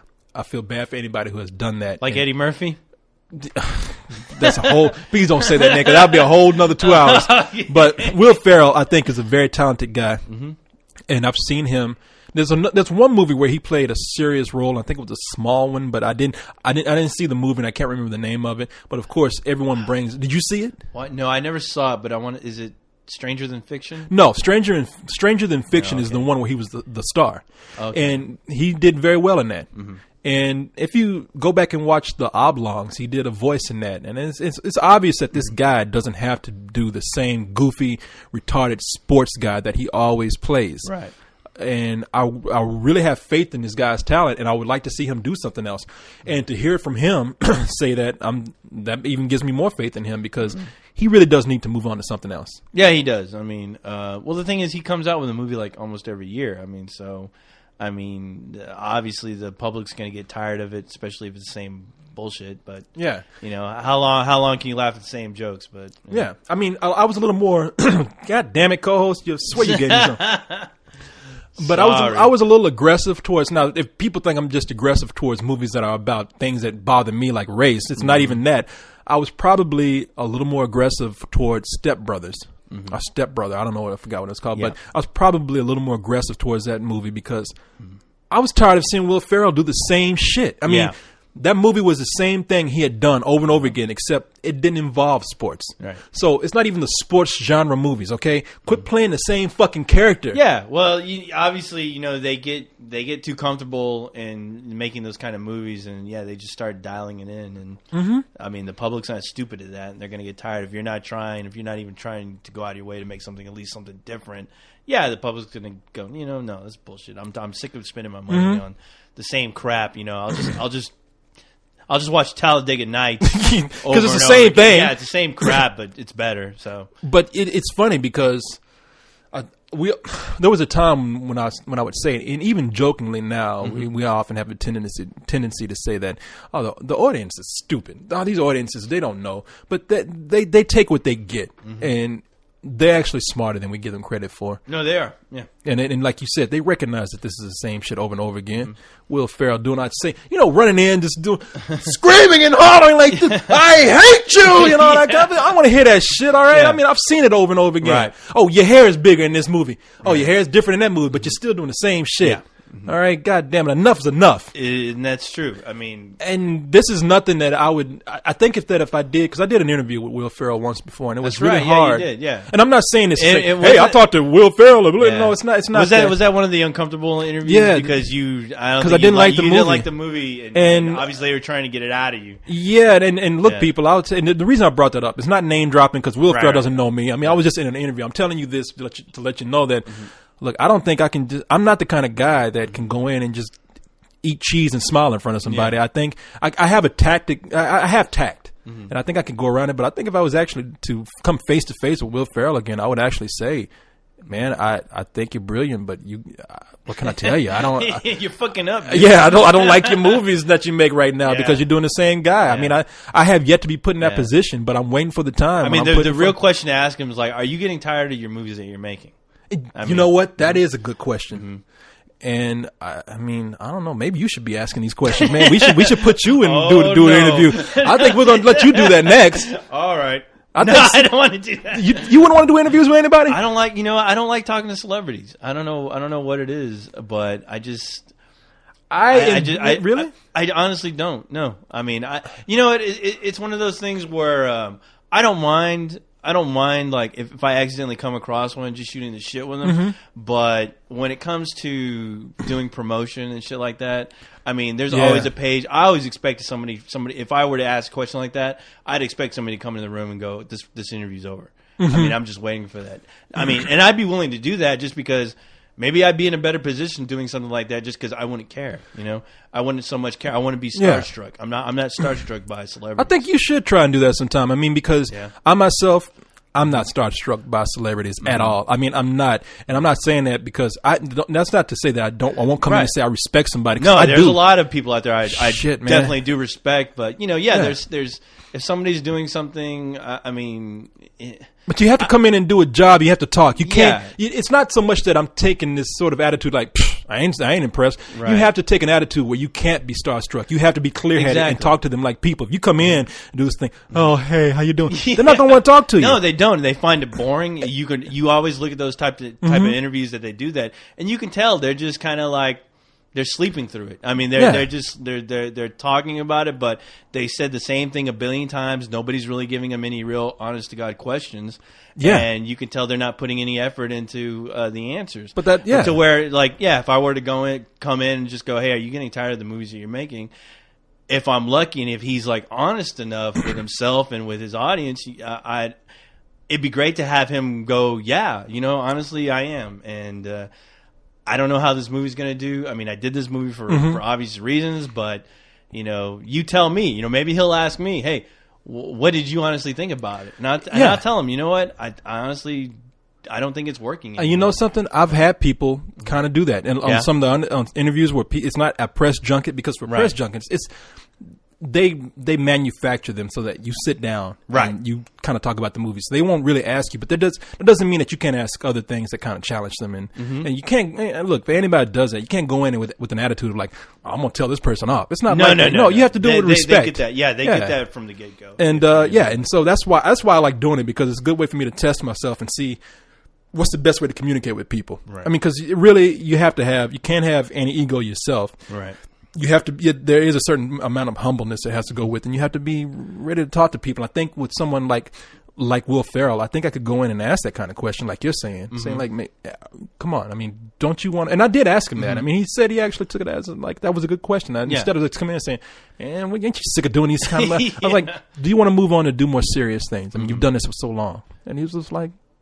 Yeah, I would like to. Because I tell you what, in the back of their heads, the majority of those actors that are stuck in positions where they're doing roles like this, they want to break out of that because it's kind of what's expected out of them. I mean, I'm sure their agents are saying, "Check out this script. It was written for you, and this is your audience. This is your target." And you get battered. You get battered with that crap of on your head all the time.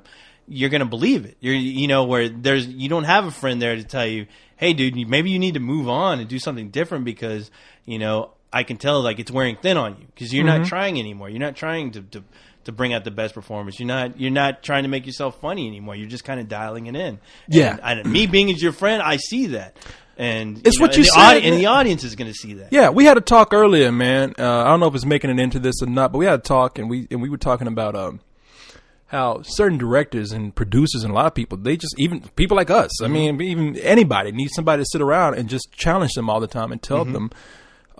Sometimes you need to think about what you're doing. Yeah, and don't have a yes man around you. And that's the thing, and that's the problem because Hollywood is plagued with yes men. I mean, and it's all for different reasons. You know, everyone has their own agenda. You know, trying to make a name for themselves for whatever reasons. And a lot of times, I think a lot of these actors, they don't have somebody to really honestly tell them, you know, think about the roles you're doing. Does that bring any challenge to you? Does that bring any challenge to your performance? Nobody's there saying that at all. It's all about, you know, these handcrafted scripts that are made for these actors. A lot of times they turn down just because it's the same role a lot of times. And that's why I think Tom Cruise is a perfect example. I think he was doing certain movies at a certain part of his career, and then he ended up getting an acting coach. And I think, like, really, yeah, I want to never knew that. Yeah, and I want to say that I think for a while I think he was just doing scripts that were kind of catered to him, but they weren't doing much for him. And I can't remember if he either hired somebody or ended up firing somebody, but he got somebody to like look over scripts and started to choose projects that he really, you know, felt like, you know, this is something he'd be interested in, and that's when like movies like Collateral and The Last Samurai all kind of came about. And then after that, obviously, something happened where he went crazy. Obviously, but I snapped somewhere. Yeah, in I do remember that he did end up, and like I said, you can look this up. I wish I could have time to look this up at myself, but I want to say that I do remember him like really being concerned about the at least where his career was going. It's that whole crazy shit that he did kind of overshadowed the attempts that he was making because. Yeah. I mean, if what you're saying is right, I do look at something like Collateral, and he got a lot of critical praise for that movie. Oh yeah, and he was great in that role, man. He was fantastic. That was the first role where he really stood out to me, where I'm like, you know what, any kind of problems or you know, things I had with Tom Cruise, they all kind of disappeared after I saw Collateral, because I was like, wow, he really like, and you could tell he really went out of his way to really make that character a character.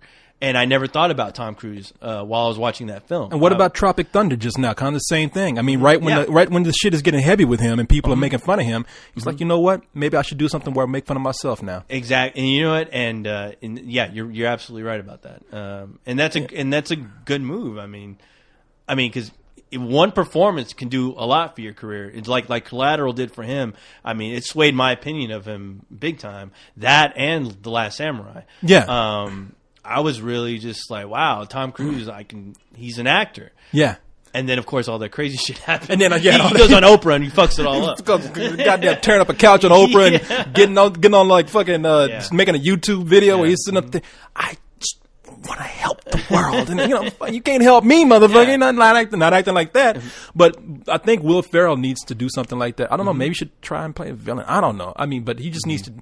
Something needs to happen, because there is a pattern here of doing the same thing, and I hate to see people who, if I thought that was the only thing he could do, then fine, then ride it out for what it's worth. But I think he's kind of gridlocked now. He needs to come out of that shit. Well, think about but then again, it could have a negative effect, like I'll say Jim Carrey, where he was doing the pet detective type roles, and then he took a turn trying to be serious, but.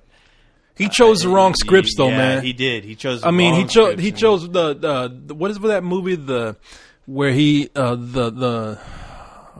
Majestic. Majestic. I thought he was good in that movie, but it was sort of a sappy movie that just didn't resonate with people. Yeah. And then he did. What was it? Did Truman Show come out? Truman Show was or after that. Honestly, I can't remember. I think it came before that.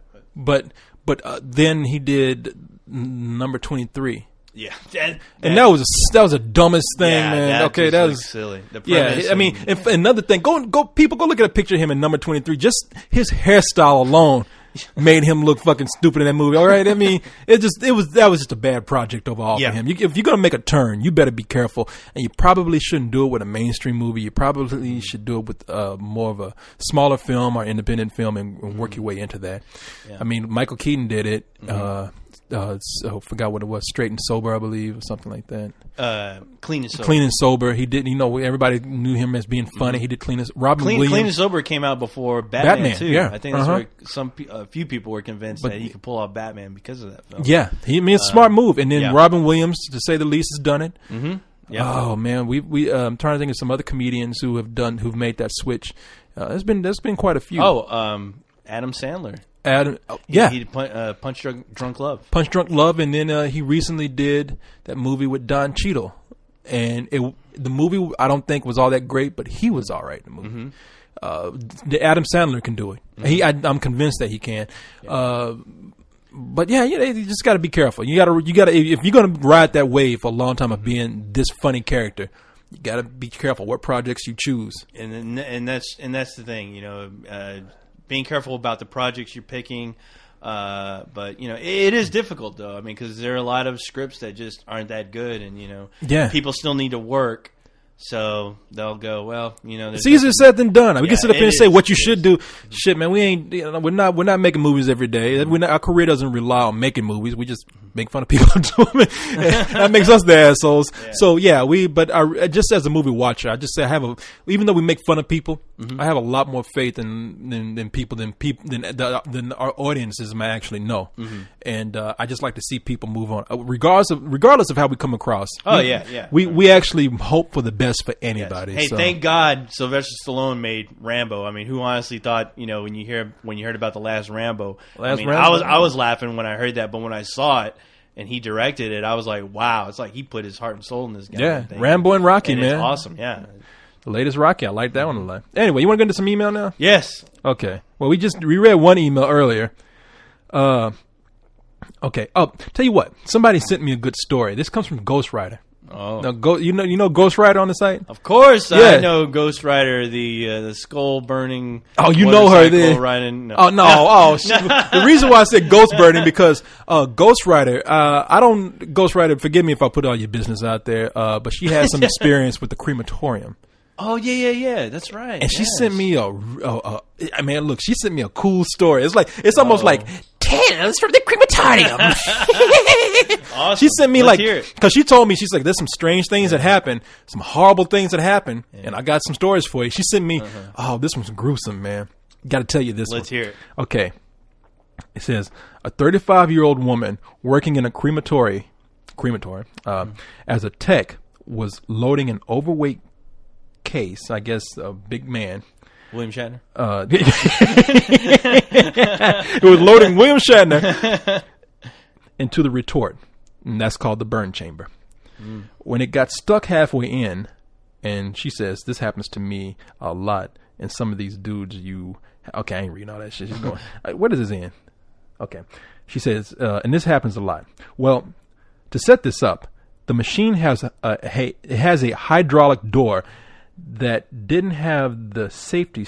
Let me put this closer to me because I can't see. All right, let me start. Okay. Well, to set this up, her machine had a hydraulic door that didn't have the new safety latch installed to prevent the door from falling and dropping. These doors are solid steel and weigh 400 pounds. Yeah. So, while she was leaning in to push the case into the crematory burn chamber, her door failed and dropped when she started the machine automatically. When her co-workers showed up, they found her half cremated, the other half sticking out of the machine. Oh. Isn't that fucking horrible, man? Did this happen? This really happened? Well, she ends this with, true story. Did it happen? Okay, now where does she live? I don't know, and if I did, I wouldn't even say. But okay, right. Oh yeah, that's good. I'm sorry. No, yeah, that's fucked up. Can you imagine? That is a horror story, man. I'm hoping it's not true, but yeah. Okay, now you know. Oh, I know. In a crematory, I call it a crematorium. I thought it was called, but a crematory, whatever it is, you know that those things they are designed to burn bone. Yeah. I mean, everything is ash. Everything is burnt. Yeah, it becomes ash. Yeah. And Jesus Christ, man! Can you imagine being burned alive in that kind of heat? Oh my God! Half your body's gone. I always think about Return of the Living Dead. Yeah. when that guy turns into a zombie, he puts himself in the oven. You hear it close, like, oh my God! Jesus, that also sounds like an opening scene of 6 Feet Under.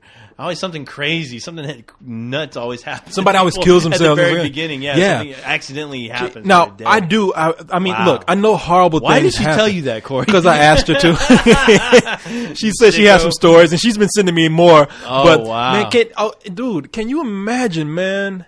I don't want to imagine. Look, now this is what I want to say.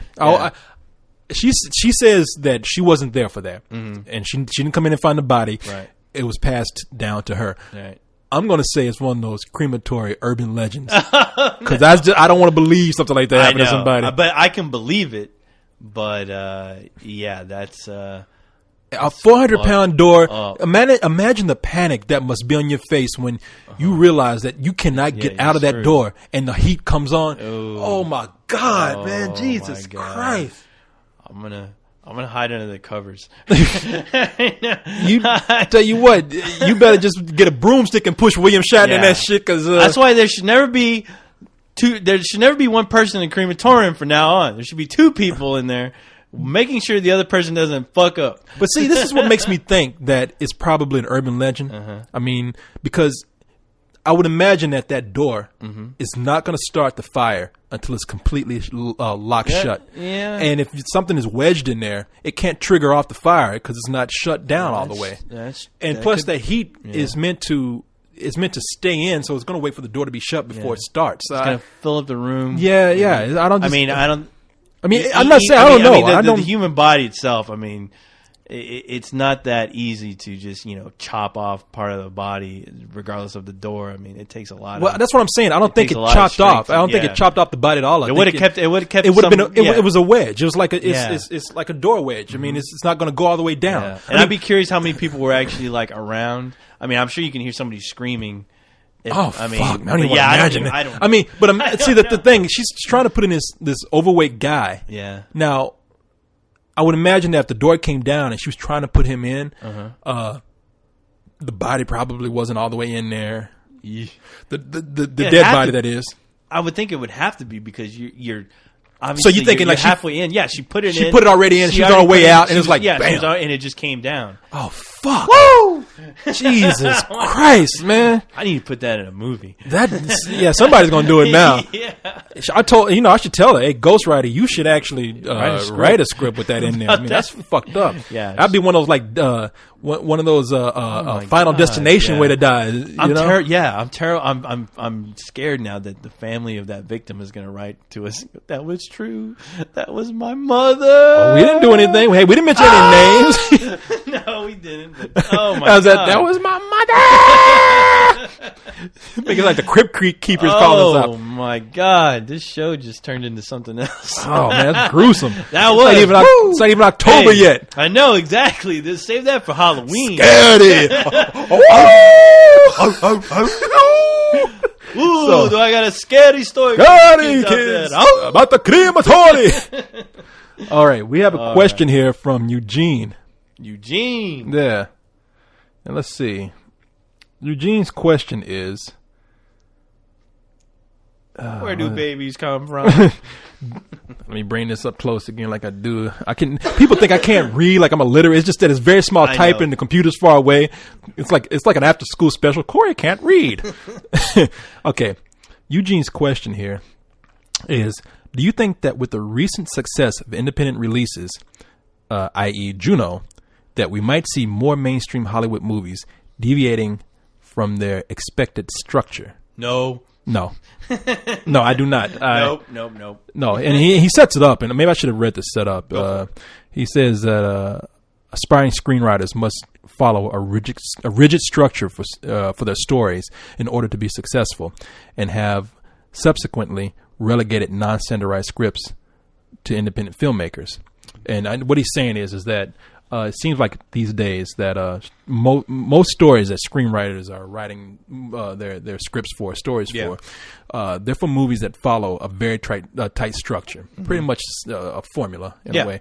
And because Hollywood wants to make money. Yeah, Hollywood is a business. It's about selling people what they already know, stories they're already familiar with. And that leaves no room for really independent films like Juno now. When movies like Juno come out, even the best example, Napoleon Dynamite. I mean, that's like lightning in a bottle sometimes, where you catch a film like that by luck. But granted, a lot of the independent films that come out aren't Napoleon Dynamite and aren't Juno. I mean, when it does happen, it's great, but a lot of times there aren't a lot of scripts being turned in like that, and it's tricky to try to come up with a lot of those movies are by accident. You know, Yeah. when they do come out, And and a lot of times the studios don't even want to touch them.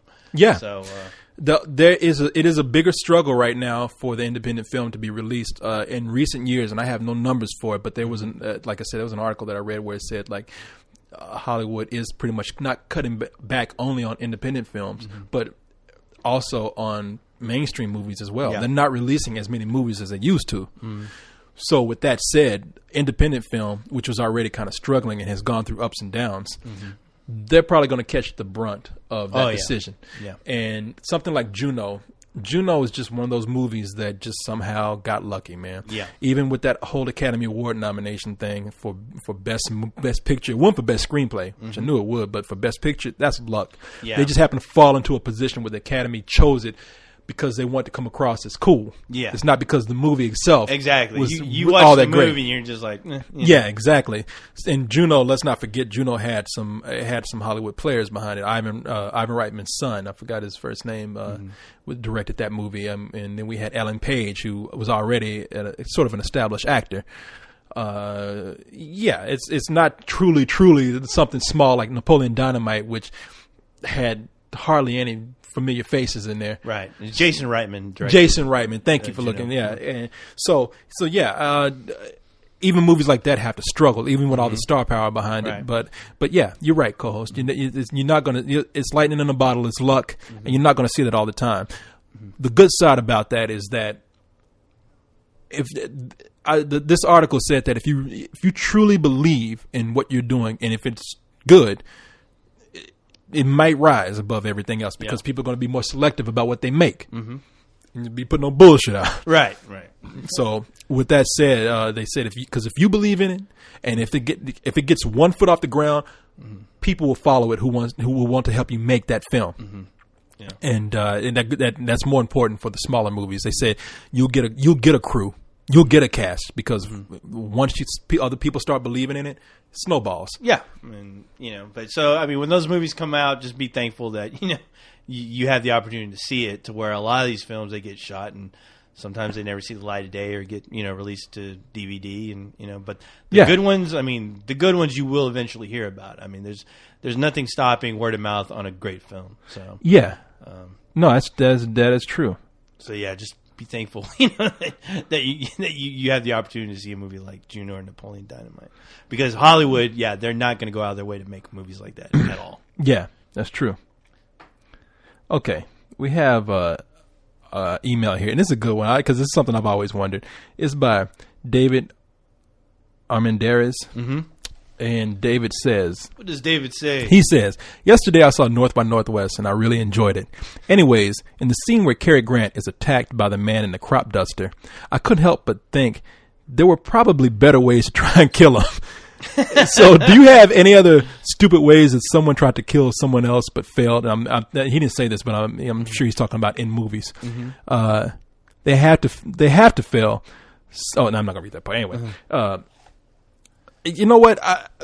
North by Northwest is one of my favorite movies, and that scene is a classic scene. Oh yeah, but you got to think someone hired someone to kill somebody with an airplane. And I tell you what, that scene. I mean, it takes a lot of time to build. There's a lot of build up to that scene. I mean, I think like 3-4 cars pass by before you're wondering, okay, what the hell is going on in this scene? Yeah, and then I guess a guy. Guy shows up out of nowhere. Yeah. He tells Cary Grant, oh, that's odd. Look at that crop duster over there. That's right. Dusting where there's no crops. That's right. That's what happens. In the movie, okay, North by Northwest is a great movie, but I have to admit, it's not only in that middle part right there, but even the end, if you ask me, is a disappointment because it's kind of a cop-out. I mean, it's ridiculous almost. But it's a great movie. Cary Grant he's in a case of mistaken identity. Right. And this big government espionage deal going down.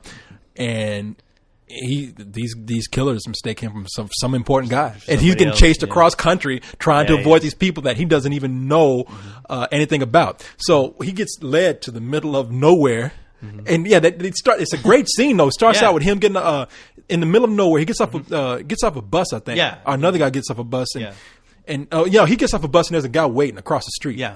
And he doesn't know if this is somebody he's supposed to meet, if this guy's in on it. And then he just waves at him. And you're right, there's an old guy. He comes over and he's like, yeah, kind of hot today, or something like that. Yeah, he's just shooting the shit. Yeah, And then he's like, and then that plane goes by. yeah. And he's like, nah, that's odd. And Cary Grant, being Cary Grant, like, what's odd? And he's like, that plane's dusting crops. You're like, yeah, so? Well, it's dusting crops. Well, there's no crops. And he gets on his bus and leaves. And, of course, when the guy's gone, the plane's like, Yeah, you see like a long shot. Yeah, you just see a shot with a plane, and it's about a 10-minute shot where you just... And he's just like standing there like, what the hell?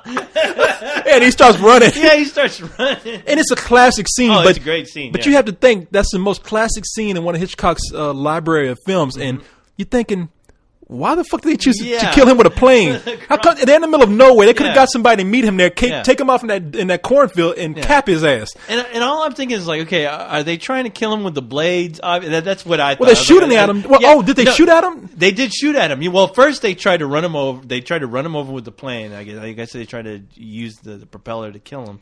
And then like later on, all of a sudden they start using a gun.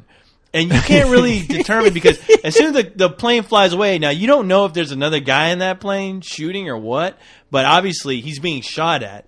So he's running all over the place. He's diving into the crops, and then they use like the dust and the crop duster. They use that to get him out. It's like, what the fuck? Yeah, it's like there could have been a much. And on top of yeah. that, they hired the lousiest pilot because oh my God, yeah. Cary Grant runs towards a truck, and it's the pilot. I guess he's like literally just following him because he crashes into the truck.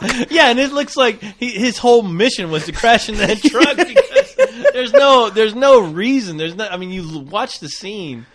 There's no reason why he just slams right into the back of his tanker truck. Yeah, it's a fuel truck. It's a fuel truck. Yeah, and you see, all of a sudden it's like for a split second he like loses control of the plane. He's like, meep, meep, meep. And you see the funny thing. Okay, now to set this up, the funniest thing is that Cary Grant, he's trying to stop the fuel truck. Right? Yeah. He sees the fuel truck coming. He's waving it down. Stop! And the truck's like meep, meep, meep. The truck has no intentions on stopping, and it practically runs him over. And he's underneath the truck. Oh, that's and as soon as he's underneath the truck, the plane just meep, meep, meep. And it's just like a gust of wind or something takes control.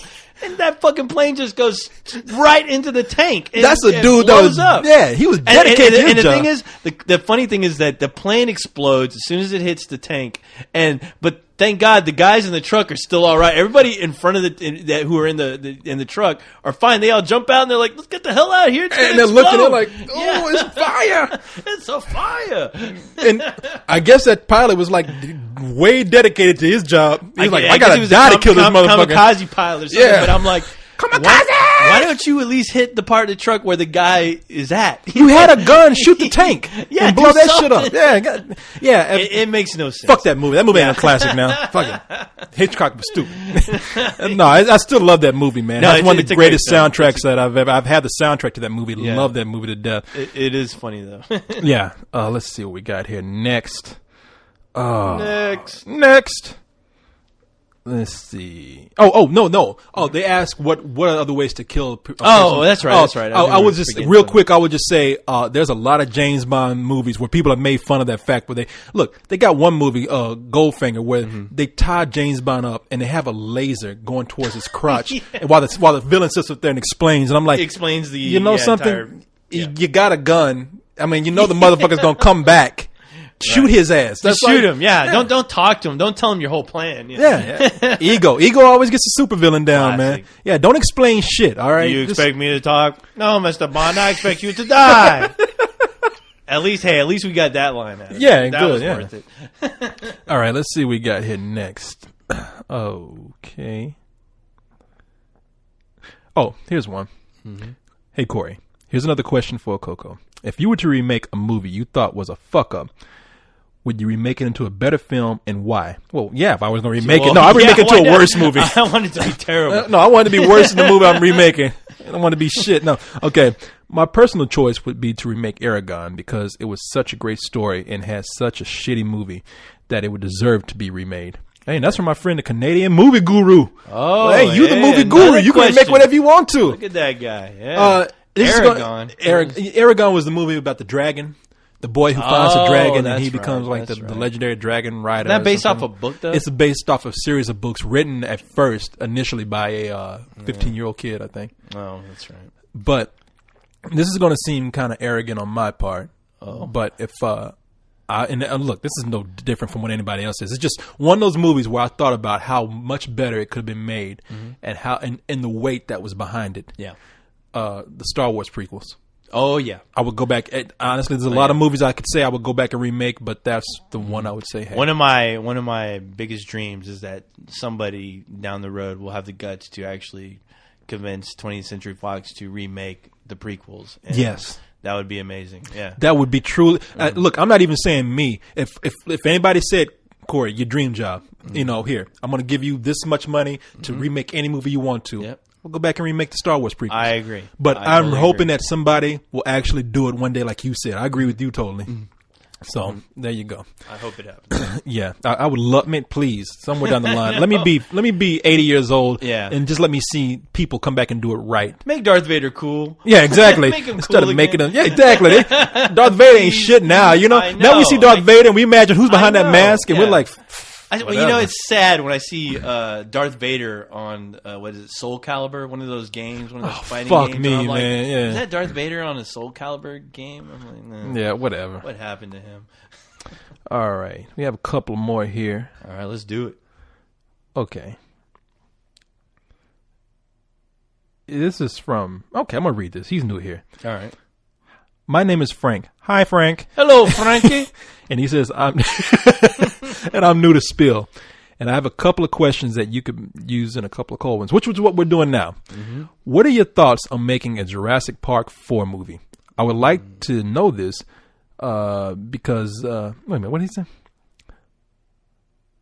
Okay, he says, I would like this, but only if Spielberg could direct it, because Jurassic Park 3 was very weak. Boy, have I got something to say to you. And question 2, what do you think about the talks of Spider-Man 4 and 5 being shot at the same time? And Toby and Sam might have already signed on for it. Well, they have signed on for it. So he goes on to say, for me, Spidey 3 was garbage. I remember walking out of the movie with me and my sister, and we both didn't have anything to say about it. We were in shock. I would even... He said, I would buy to complete my collection, but okay, he didn't like the movie. I don't need to read all the rest of that shit. I get He it. didn't have the guts to buy it. Is that what he said? I don't know what I Okay. don't care after that point. Yeah. But anyway, Frank, let me tell you something, man. You're talking about Jurassic Park 3. Go back and watch Jurassic Park 2. Jurassic Park 3 was actually an improvement over 2. Yeah. 2 was fucking ridiculous. It was ridiculous. And I'm one of those people in those camps that I thought Part 3 was honestly... I thought it was better than the first two. I mean, it was. I mean, yeah. the first one's only better because it's the first original. time. It's the original. It's directed by Spielberg.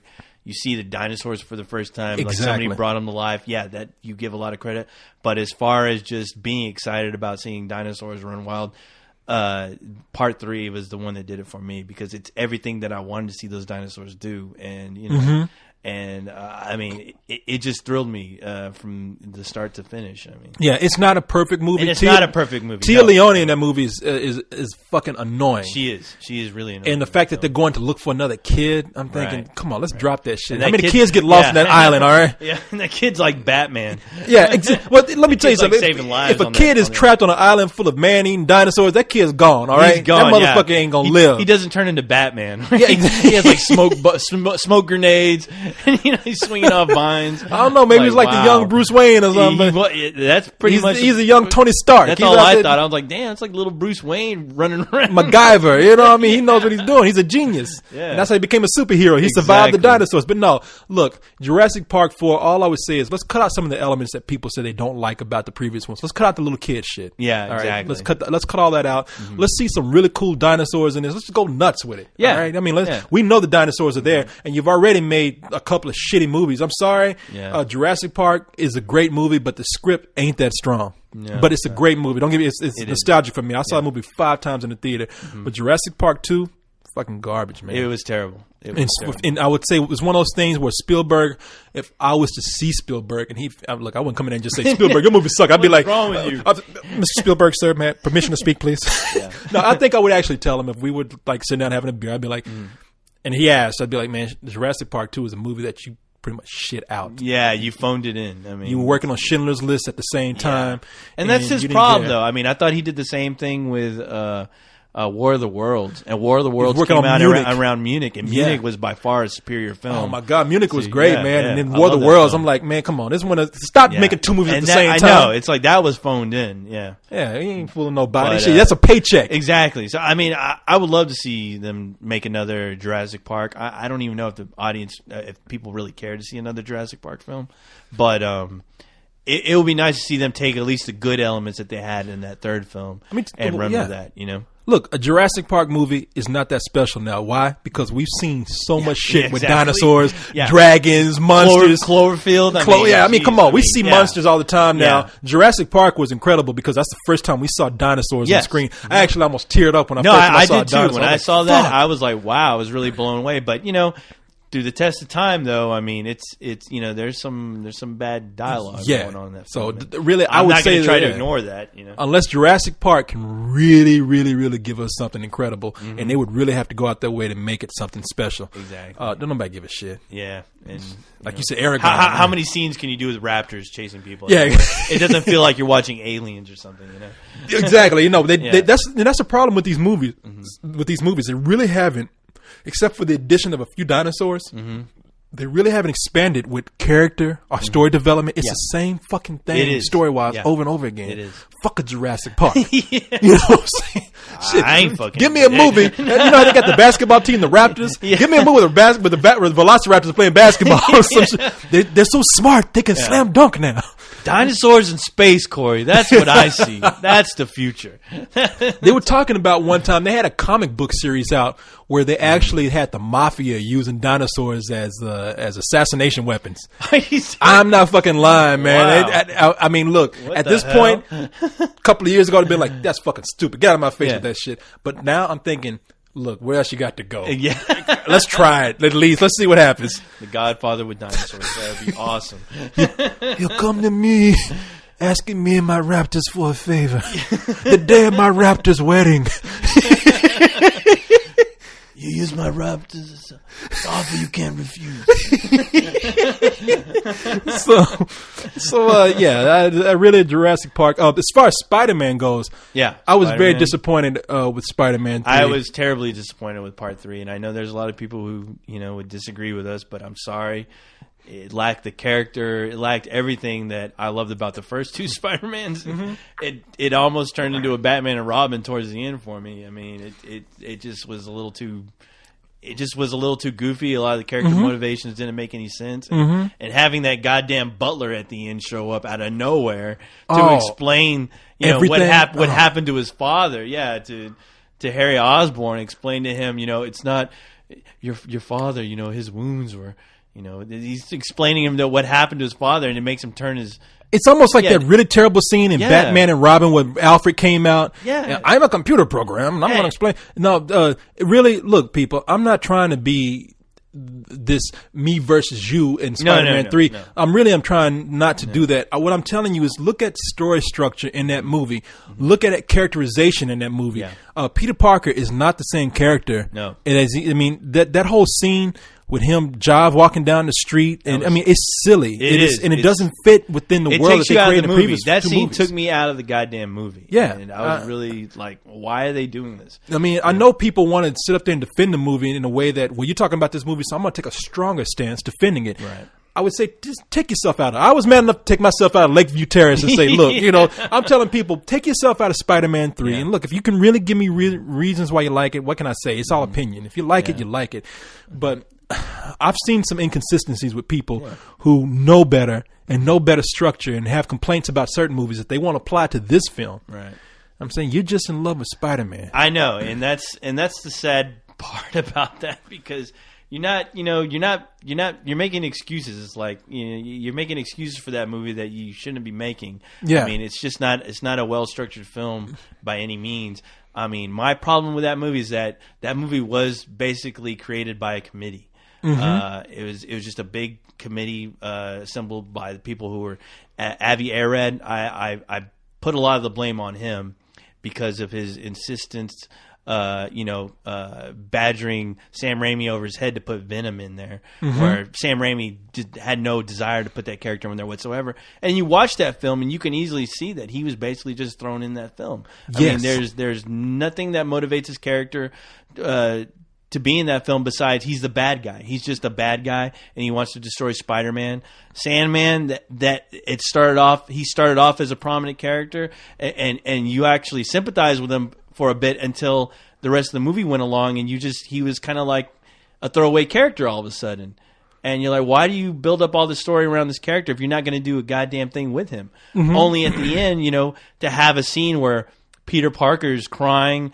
Before I go off on a tangent here, why does every goddamn character in that movie have to cry like a bitch throughout that whole movie? I've only seen that movie once. I had no real desire to see it again. No. I saw it once, but there are a lot of things that really stuck to me. Like, then they all crying, huh? They were all fucking weeping like babies, and especially at the end where the Sandman committed all these crimes, and Spider-Man was just like, "I'm sorry, this happened to you," and he lets him go. I'm like, well, what? Why? There's no reason for it. Well, they're all a bunch of pussies in the movie. No, but the thing is, the movie was made by a committee. Obviously, there was no thought into the characterizations of it, and it was kind of thrown together. Yeah, and no, that's my problem. It was. Yeah, and I'm hoping, at least if they're going to do a part 4 and 5, that Sam Raimi will realize, the faults of the last movie and will improve on that. I think he's a competent director to do that. Yeah. So hopefully, I hope they're great. I hope they're great films. I don't go to a Spider-Man movie hoping that it's going to be terrible. Yeah, no, you're right. We got one more question here. We'll make it quick. Okay. All right, this is from John in Jacksonville. And John says, I was just wondering if you could enlighten me about the electric boogaloo that the co-host 3000 keeps referring to. Now, you want to explain somebody's paying attention. Yeah, people want to know. Well, do you want to tell them or... I mean, I can tell them real quick. Yeah, okay. Electric Boogaloo comes from the sequel to a movie called Breakin'. Yeah, yes. Now Breakin' is the quintessential breakdance movie. Yes, it basically cashed in on the big breakdancing craze. The craze that everyone was doing. White kids were doing it. Everyone was trying to do it. Yeah, at the time when it hit mainstream, breaking came into being, and so we're talking about breaking, not breaking. Yeah, break, it has like breaking. It ends with an N and an apostrophe. Yeah. So now Breakin' was released in May of 1984. Now, 1984. Yeah. So in December of 1984, the sequel came out. The sequel came out, which was Breakin' entitled 2. Yeah, Electric Boogaloo. That's right. And that is such a weird suffix for a movie to have, Electric Boogaloo. I mean, it works great for the movie because it rries and it's just it's catchy. It's so catchy. I'm still using it today, Corey. Well, it's catchy that a lot of people use it. I mean, it's one of those things where people just now it's now used as a silly catchphrase for anybody who wants to refer to making fun of a sequel, mocking a sequel. We're making a sequel to a movie that doesn't need a sequel. Right. We're making a sequel and just making a joke about it. So, that's what you always do. Exactly, and rightfully so, because it's the perfect sequel name. I'm sorry. No, it is. So now you hear it joked around a lot. You're not going to just hear it from us. Mm-hmm. But I just now realize that a lot of kids out there might not know where Electric Boogaloo comes from. Oh, they'll know. They'll know now. They'll know now. So, goddammit. Go. I'm sure right now, if you go and you try to find that DVD, I think you can also find it in like a 2-pack. Where with Breakin'? It's one DVD with Breakin' on one end, on one side, Breakin' 2 on the other side, Electric Boogaloo. With the adventures of Kelly, Ozone, and Turbo. I know. Here's the names. Yeah. It was. Let me see, because it was. You had a. Well, Kelly. Okay, well, Kelly was Special K. Kelly was Special K. And then you had a real breakdancer named Shabadoo as Ozone, and then you had Boogaloo Shrimp as Turbo, and then you had Sir Peter O'Toole as Booganose Johnson. No, wow. They got a lot of stars in that movie, man. Richard Attenborough as Onion Head Larry. Yes, and everyone, you should go on YouTube and look for the Turbo dancing, where he's dancing all over this house. He's cleaning up the house. Oh, and he's doing this awesome dance with a broom. And he's like dancing on the ceiling. It's a reference to Fred Astaire. Yes, and I forgot what movie that he did it in, but he danced all over the room. As a matter of fact, Lionel Richie did a takeoff on Fred Astaire's dancing on the ceiling too. There you go. With his video dancing on the roof or something like that. I don't know. I don't know. I think it's called Dancing on the Ceiling. too. Dance on the yeah, but anyway, Dancing on the ceiling. yeah, that's it exactly. That's just how Lionel Richie sounds. Yeah. Dancing on the ceiling, Lionel Richie. But Turbo does it better. yeah, but yeah, it's an homage to that Fred Yeah. Astaire film. I wish I could remember what it was, but I can't. So yeah, check out Breaking 2. That's a great film. The break dancing. And that's crew, you know they something. try to save a rec center. That's what everybody when it says, Yeah. "Oh, in this movie, do they try to save the rec center?" Yeah. They're referring to Electric Boogaloo. Yes, Breaking 2, that's Electric the Boogaloo. plot, and you need to check out the film to see if they do or not. We're not going to tell you. No, we're not going to spoil it We for are you. Not, no spoilers here, people. We are not Leog. Now, while we're at the end of the show. Oh, no, we're having a good time epic here. 5 hours. Show. Yeah, it hasn't been that long. The sun's coming up around. Yes. But before we go out, I just want to look at some clips from Breaking because I was like, wow, man, it's been a long time since I've seen that movie. So I went on YouTube. Yeah. And start looking at some clips from the movie, and then on the side they had things that might relate to this. Yeah. One of the things that I found was Carlton from The Fresh Prince, Alfonso Rivera. That dude, I remember when I was a little kid, man. He had a commercial out, talking about breakdancing. Oh my God! It's like he had it was called Breaking and Popping, and it was like a breaking and popping kit. All right, here, let me look this up real quick. Now imagine Alfonso Rivera, who's pretty much the whitest black guy that we know now. Imagine him being like his about portrayal of Carlton. yeah. Now imagine him being like 12 years old, talking about breaking. Oh, yeah. He has his Michael Jackson Thriller Wolfman jacket on. There you go. Okay, I know exactly what you're talking about now. Yeah. I got the video up here. People, before we Yeah. go out, I'm just gonna close the show with this. I want y'all to hear this because this was this was a commercial. right. This was the commercial back then. Like you be watching cartoons in the middle of the day, and Alfonso Rivera's ass comes on. Do you want to learn how to break and pop? I can show you. I can show you all the great moves that Hey, how do you think I became the great dancer that I am today? I'll even give you some cardboard to do it with. I know. You give him some card. He's going to give you with some cardboard with his face on it. Yeah, it has a cartoon face on it. The corner of the cardboard is his face. I mean, when you get that shit free at it, ain't like like the back of a grocery store. Exactly. You know, you can get some cardboard. He's like, but no, pay for mine that has my face on it. And that whole thing was like $20. Came with a LP and all kinds of shit. Came with the wall instructions. You post it up on your wall to learn all. And the I love moves. it that he's trying to talk in it. I'm gonna play it for you, but he's talking Right, like with a fake Brooklyn accent. I'll even send you some cardboard to put on your wall. on your wall. It's like a little Mike Tyson. right. You want to know how to break? I'll show you how. Break dance on your wall.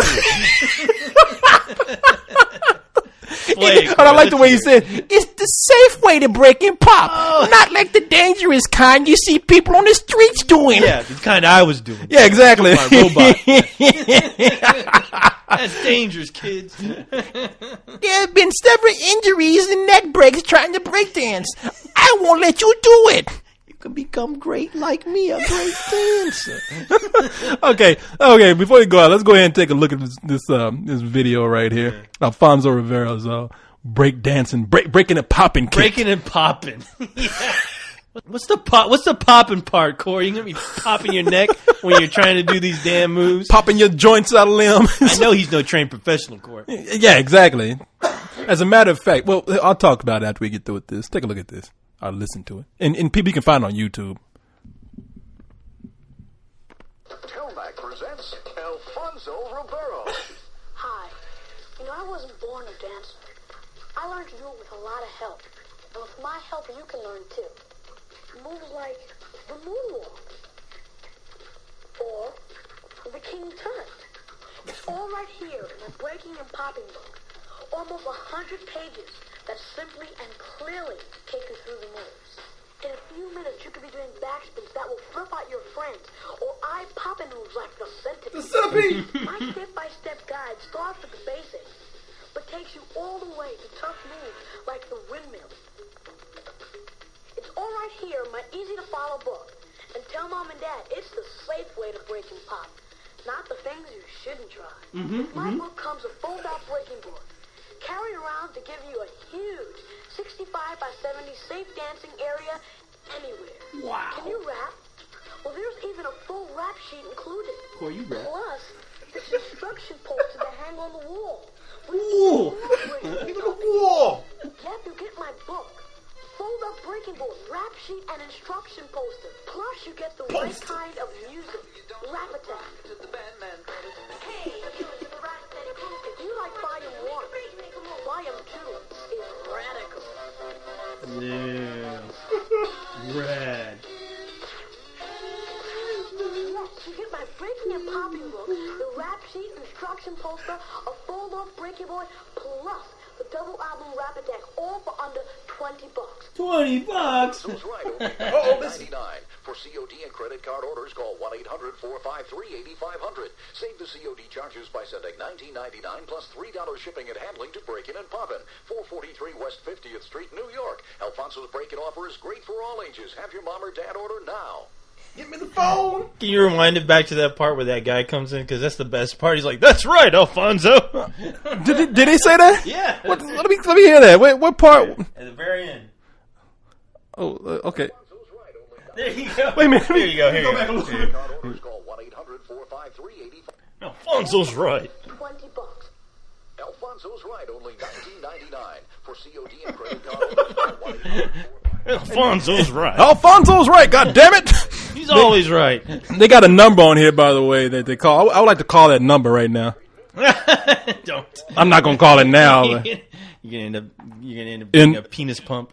Damn, how you know I'm not looking for one? Anyway, look, man, it's funny because in that video, that goddamn video, he's talking about, I can teach you how to do this and that. Yeah. He ain't doing any of that shit. I know. You don't see. You barely see him doing the moonwalk. Like he moonwalk. Well, all he does is walk. I can teach you how to walk out and sell some cardboard. But yeah, that was that's when everybody was on the break and shit. I remember seeing a newsreel or a news story where they showed a video of like middle-aged white women trying to learn how to break dance, talk about some goddamn African guy. You know that at that point that trend was over. Yeah, I mean breaking's back now, but back then it was like, man, okay, I don't want to do this shit no more. I always had this, man. It's gonna sound stupid. I always had this fantasy, like when I was a kid, like I would be the breakdancer ninja. like I would. It's so Break stupid. man. Okay. Now listen, when I was a little kid, I had this fantasy that I would be the nerdy kid that nobody liked because I was kind of like that, and then at the school dance, I would disappear and I'd be like, excuse me, I have to go, and I'd leave, and then I'd go and change, and I bust into the dance room in my ninja costume, but I'd be breaking. I was the best break dancer, and then when everybody's like, what? Damn, who is that guy? I'd never seen moves like that. Wow. I would get up and disappear. And all the girls are like, "Oh my God, who was that that guy? Who was that mass marauder?" Yeah, and I'd come back in and be like, what happened? What happened? I heard noise. And be like, oh, you missed it, Corey. The breakdancing ninja was here. He was here again. bless us with his moves. And then you woke up, Corey, with your glasses on, and somebody shooting spit wads at you. Wake up, Coleman! Lunch money, Coleman. Time to take out the trash. You're not doing nothing. Sorry. Sorry. Anyway, that's the show, everybody. Next week we want to talk about it this week, but we're gone long. Yeah, so too long. Yeah, next week we're going to talk about some stuff we saw at Fantastic Fest. Yes, Fantastic Fest. I saw like the mainstream stuff. You saw cool stuff. I saw some cool shit. I saw Zach and Miriam make a porno, and Eagle Eye, and what was it, Fanboys. But you saw some. I saw an incredible film, a CG animated film called Terra, and a Turkish Danish. I think it was a Dutch film called Fighter. Dealing with a female Turkish Dutch teenager who has a passion for martial arts, but due to her family, they won't allow it. And Terra, what was Terra about? Terra was basically about humans basically trying to colonize this planet. Terraform? Yeah, they're trying to colonize this planet that was already inhabited, and the humans at this point turn hostile towards the planet. So it's interesting to see how the human race is depicted as the villain. The villain, yeah, and it was an incredible looking film. The visuals were stunning. The designs of the vehicles and the characters were amazing, and it was everything I was hoping WALL-E would be as far as the story that I wanted to see. Yeah. And it was just an incredible film. I don't know if it has a distributor yet. I hope it does, because it definitely does deserve to be seen. Wow. It's just an incredible film. And it takes the whole idea of war and, just how we handle our issues, especially right now and with the war going on, and about the environment. It takes a lot of those issues, and it doesn't beat you over the head. What country with is it film. from? This is made in Canada, actually. Oh, wow. Yeah, but a lot of great actors are actually the voice actors in this. Like who? Brian Cox. Oh. What's her name? I'm forgetting her name right now. Rachel Wood. She's in this. She plays one of the voices. Oh God, I'm already. Hold on. Uh-oh. Searching into your computer. Yes, banks. Brian Cox, Luke Wilson, David Cross. David Cross plays this little android that's really awesome. So do you think that it will possibly be given a wide release here? It should. It really should, honestly. As visually stunning as it was, it's one of these films that I think adults will truly love it, as well as kids. And it deals with a lot of issues that some of these CG animated features, put out by Pixar would be a little too afraid to touch upon, I think. Yeah. But it was just an amazing film, and damn, you got me really looking forward to it, man. Yeah. I mean, I can't praise this film highly enough. Hopefully, everyone will get to see it really soon. I'll try to do that, man. Yeah, just real quick, I saw like Zack and Miri. I think Zack and Miri make a porno. Funny in some parts, but forgettable. Again, I think it's Kevin Smith trying too hard to be edgy and sort of even offensive in a way. Oh, really? So yeah. I keep hearing people refer to like it's as good as Chasing Amy, but it's one of the best things he's come out with in years. But to me, it's still not that great. It's not that great. Yeah. I mean, there's some parts in there where I laughed. It was funny, but I didn't think it was really. Like I said, when I left, I was like, it's just okay. It's really and really, I'm not going to remember this movie. And it seemed like some parts were really stretching to have that offensive kind of humor. Yeah. There's one part in that movie. The part I remember the most is one of the most disgusting parts of the movie. It's not even now that funny. It's just kind of like, damn, they went there. Yeah. But hey, I got Justin Long probably is the character I left at the most in the movie. Oh, really? Yeah, he comes in and plays a great role. I won't ruin it what he does, but Justin Long is the guy from the Mac commercials and he's the Mac guy in there. Do you know the release date? Is that supposed to come out? I think it's like in October or something. Oh, really? Okay. Yeah. Fanboys, I saw. Fanboys is great. How was that? Fanboy. It's fun. It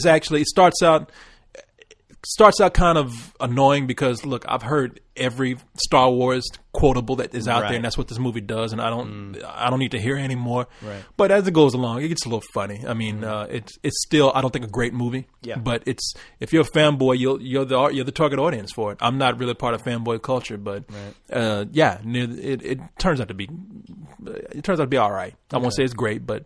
Well, I guess we'll wait till next week and we'll wait till next week and see it. Yeah. So hopefully I know I plan on seeing more of the films during the week, so I'll be sure to let you know which ones were worth the shit. So. Yeah, because I just don't have time to go there anymore. I got to go out of town this week. So yeah, tell me what you see, man.